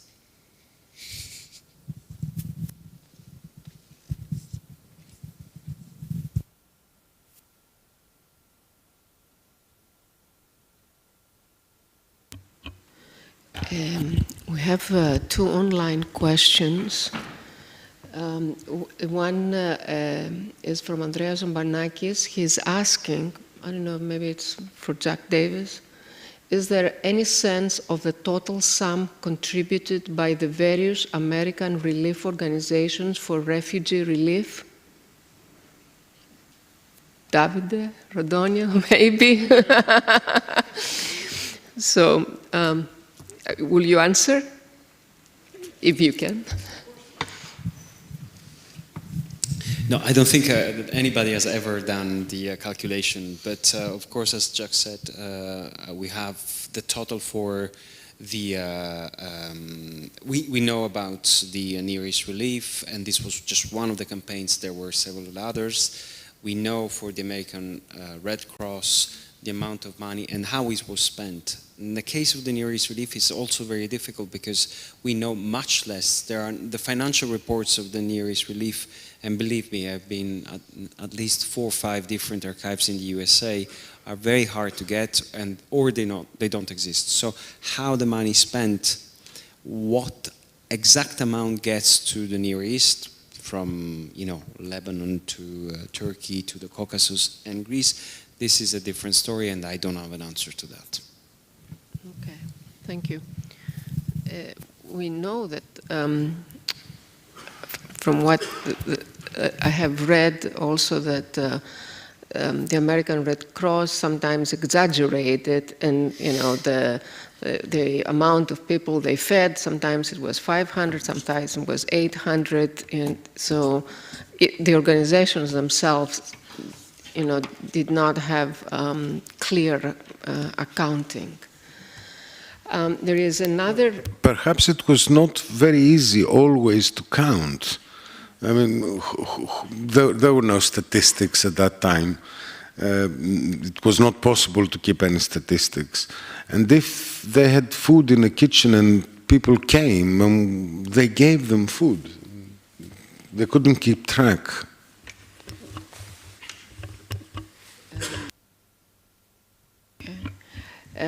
There is another question. Thank you for the very interesting contributions. I have a general question which can be answered by all discussants, even if only Dr. Kamousis covered the British aspect of relief in Greece, and Professor Rodonio implies in his book. May someone argue that there were two conflicting understandings of humanitarianism, a British version under the auspices of the League of Nations and the Save the Children, articulated around liberal internationalism, steeped into Victorian thought, parentheses, white slavery, gender stereotypes, versus an American version of humanitarianism, which promoted a Protestant morality, participation of women as doctors, etc. By the way, this is anonymous, but obviously he's someone who has something to do with our trade. Right. In very basic terms, I would say yes. In very basic terms, I would say yes, it's true. Although it's very interesting because Eglantine Jebb really, from the start, she's not really looking into the issue of religion or the nationality of the people that would be assisted. For example, the first children she assists are children of the enemies of Great Britain. She helps children from Austria, which was unheard of at the time, and she gets arrested for that because we know that she gives a pamphlet of a starving child from Austria, and she gets arrested for that. So this is how the Save the Children Fund starts. Having said that, at least in the Greek case, and I don't know if David knows about any other case, but at least in the Greek case, there is an antagonism between Americans and British. Although they have to collaborate because there's no other way, at the same time there are antagonistic relations, and the British complain most of the times that we don't have the resources of the Americans, therefore this is how much we can do, whereas the Americans have all this abundance of money, and therefore they're more active.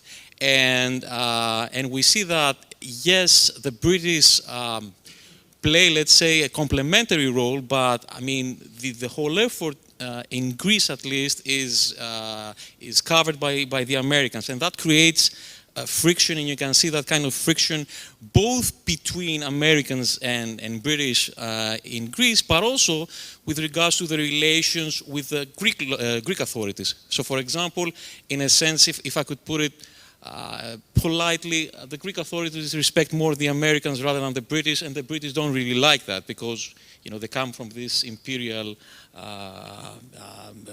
past. But yes, I would say, I don't know, I'm sure David wants to add some things, but in really basic terms, I think this is the division.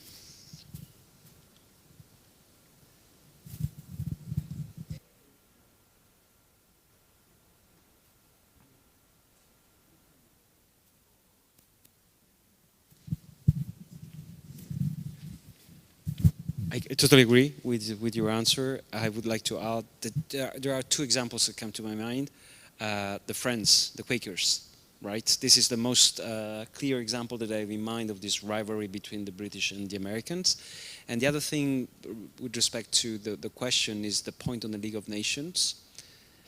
If you look into the documents of British organizations and the League of Nations, you realize how much the Britons in general disliked the League of Nations High Commissariat for Refugees, and Nansen. The documents from the Foreign Office, what the diplomats write on Nansen is atrocious. We can do everything but with the League of Nations, and certainly not with Nansen. So there is also this dimension here. They want to go along, but of course the big problem that they have is that they don't have money.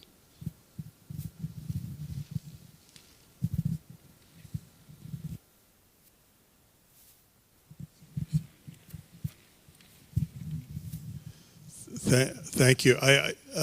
This is Jack. I don't want to claim special insight or information, but I do think it would be difficult to to exaggerate the significance of fundamental Protestantism as a motivating force in relief aid. On the one hand, I grew up in a missionary society myself, and I do know that the men who were involved, and they were mostly men, in these initiatives, in the formation of these initiatives, really truly did believe that most everyone in this room was going to hell. And by that I mean they really did believe that Orthodoxy was wrong, that Roman Catholicism was wrong, that Islam was wrong. Everything was wrong except the fundamentalist Christian Protestant faith that they subscribed to. And that may be hard to understand unless you've actually seen it with your own eyes or grown up in it, as I have. But I accept that as a fact. I guess that's all I had to say. Well, if I may just think aloud, yeah, I understand that there are different perceptions and mentalities and perhaps interests from humanitarian work between the British and the Americans. I just wonder, however, if we can describe the one as a liberal internationalist and not the other. I think that there are both versions of liberal internationalism. Regarding schools of thought about international action. Please. Kalispera. My name is Lefteris Zorzos. I'm an archaeologist, and I've been doing research on the Near East Relief Orphanage on the island of Syros. I don't want to take up too much of your time. I just wanted to congratulate you for a wonderful colloquium today and the extremely interesting talks by everyone. I wanted to ask lots of different questions, but I'm going to just stick to one specific topic that came to mind from one of the talks, from several of the talks actually, regarding memory and the creation of basically how we see something that's relatively recent in terms of the past. This is only a few decades ago if we think about it. So specifically from what I saw from the island of Syros is how people actually see this American orphanage, let's say, and the lack of knowledge regarding this place, with so much information about how we deal with that. So how much archival material is missing, how much of the sense of who actually passed from all of these different orphanages in the case that I'm currently doing the research in. So we only know of the 7,000, for example, orphans that passed through the specific orphanage, only a few hundred of the names, and every time a fragment comes up of a list that's been found underneath the wooden floors of the orphanage, it's a big kind of, something to celebrate about, because that's actually the only reference that we have about it.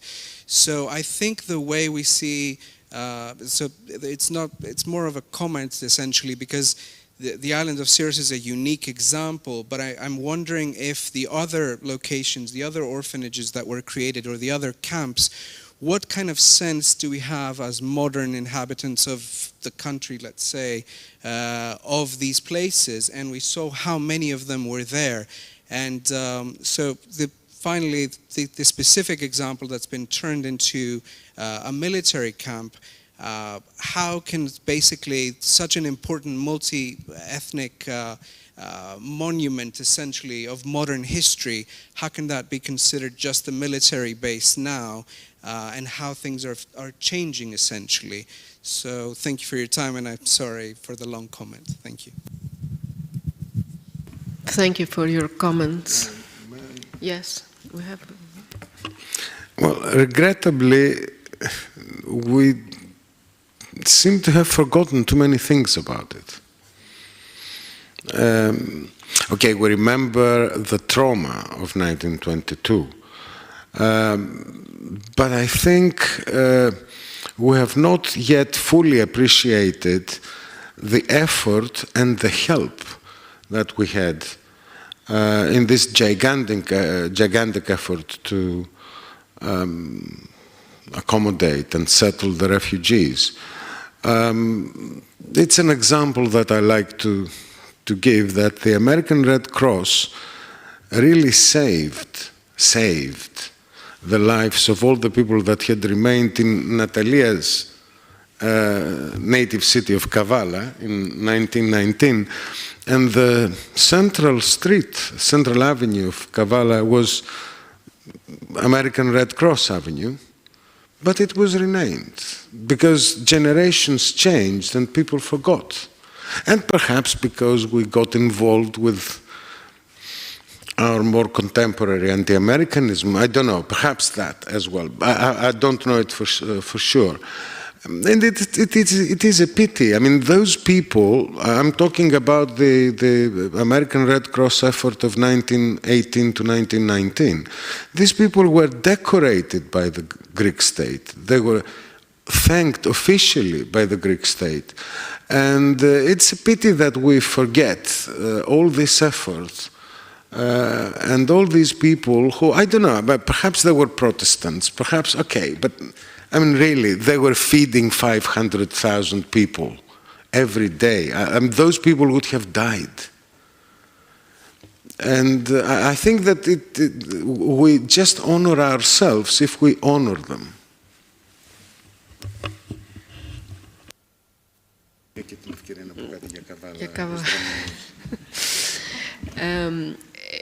Andreas Ubanakis has to he says this is not a question. Of course, he's an economist, so he's coming back to the issue of finances and how much money those organizations spend here in Greece. And he says his comment is he should be able to estimate the total sum spent by the various relief organizations, as the Bank of Greece had a statistical service, and certainly it will have recorded at least any foreign exchange entering the country. Actually, the Bank of Greece had not been...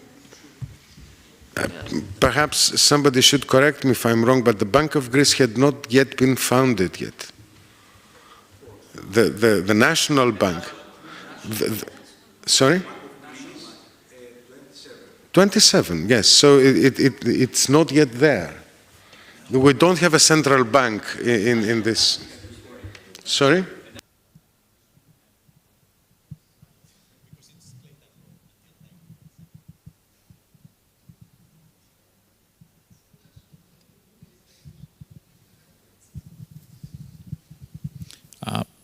May I ask a question? It's not economic. It has nothing to do with statistics or money. Thank you to all the presentations. My first question goes to Natalia, because it was very interesting what you mentioned about the division of the American participants in this affair. And as a matter of fact, in the other experiences that we have of associations of Friends of Greece of the early 20th century,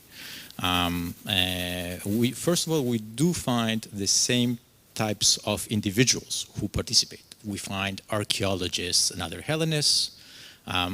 We find eventually some Greeks who might have studied or have some connections.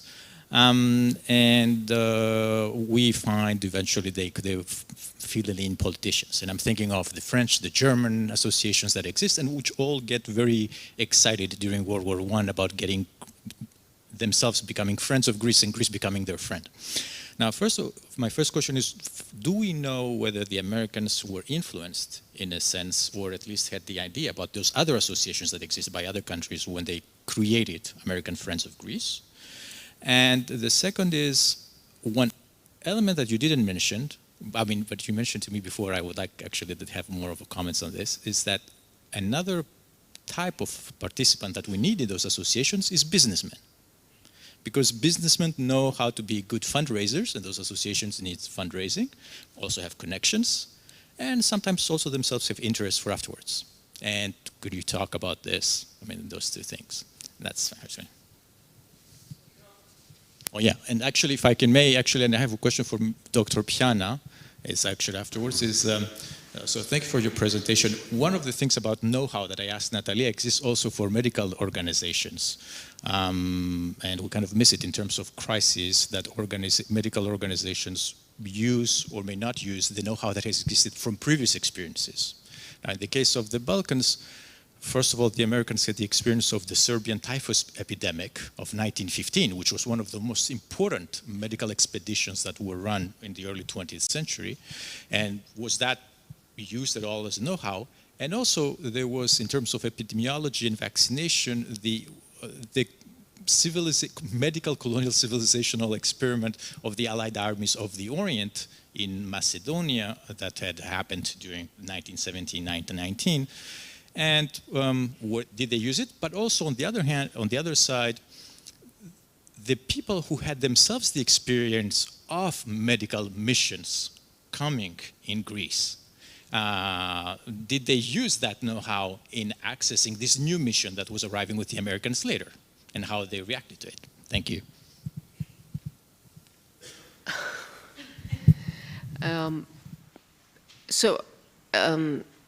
Let's go back to your first question. You're asking me about the American Friends of Greece, if there were others before. First of all, if they had like some notion, okay, we should take example of how the French or the Germans did when they created their own association. I don't know.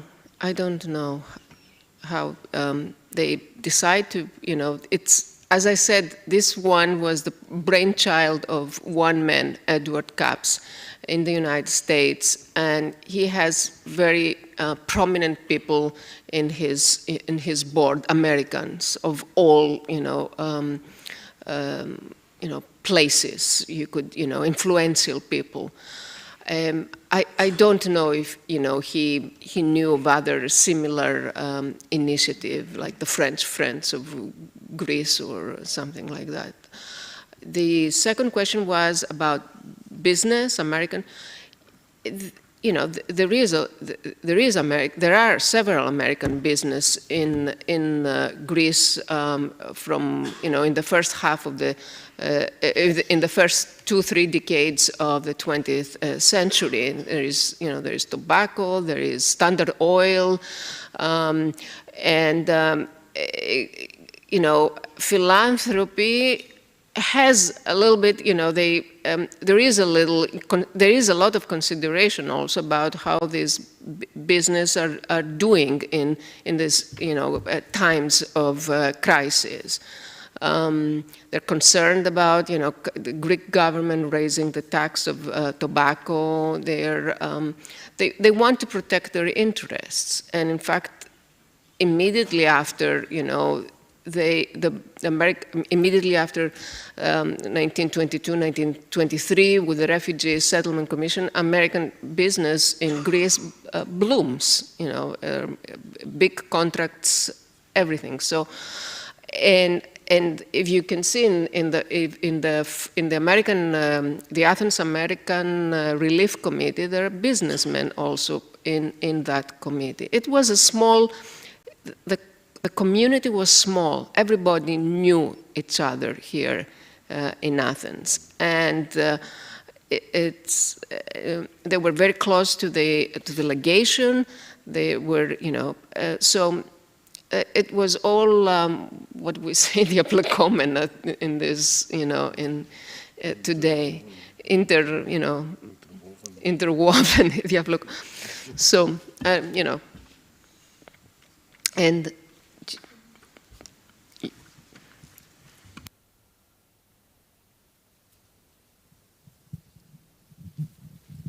Yeah, thank you for your questions. So, yes, there were spaces and contexts which were used as lessons learned, and that they were then applied after 1922.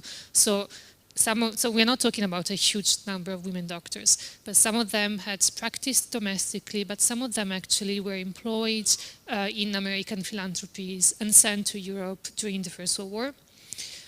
And when the American Women's Hospitals was created, the first women were sent to France or to Armenia. So Mabel Elliott, for instance, was in Armenia before being in Macronesis. And Dr. Parmuli again, so she was a missionary doctor, so she worked in Harput. So kind of what is interesting is that even if the group of these women was small, the expertise and the experiences were actually very different.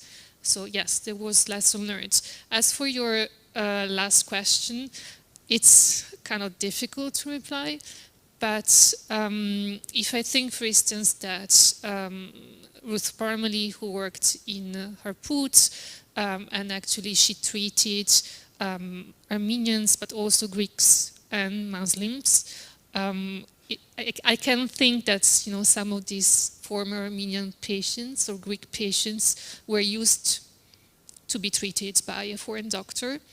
So maybe there was some experience in that respect. So maybe precisely the experience being in the Ottoman Empire and in precise places of the Ottoman Empire where the American presence was there could constitute a precedent. But I'm speculating here.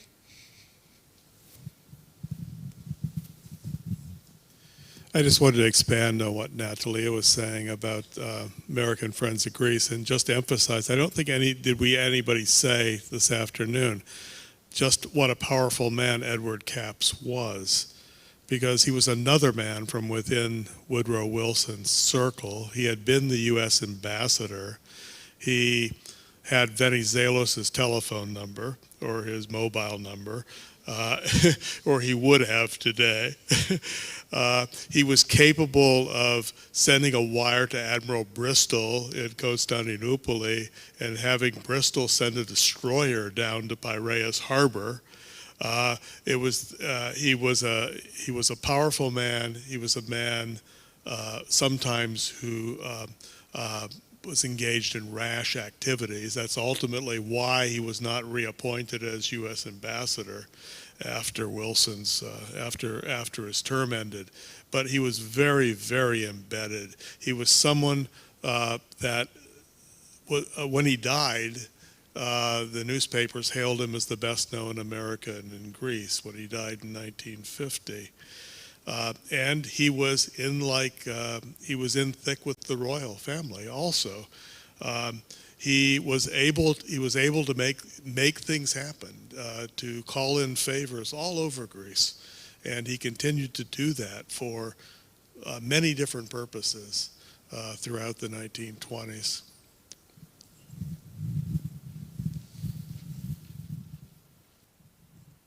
So if there's no other question, may we ask Natalia here to make some concluding remarks? Conclude. No, perhaps not conclude, but to give us. No, I think it's 8:15. It's time to end this session. Yeah, yes. And I would like to end this session by thanking all of you who came here under difficult circumstances, but also thank the online people. We had 430 people watching us from home or from their offices. I would like to thank the people who made this work smoothly, this event work very smoothly tonight. The manager of the digital media, Konstantinos Georginis, who is back there. Let's applaud him. The technical personnel of the American School, they are here. They helped us again for a smooth evening. They are back there, the translators, the whole group that came. Podimatas is the company that helped us. And I heard that the translation was good both ways. The staff of the school that has prepared a small reception downstairs, a glass of wine, a little mezze. So let's, call it an end, and let's go downstairs. And I think we will be publishing this, or yes. The idea is that we'll be publishing. We are threatening you that we are going to ask you for your papers.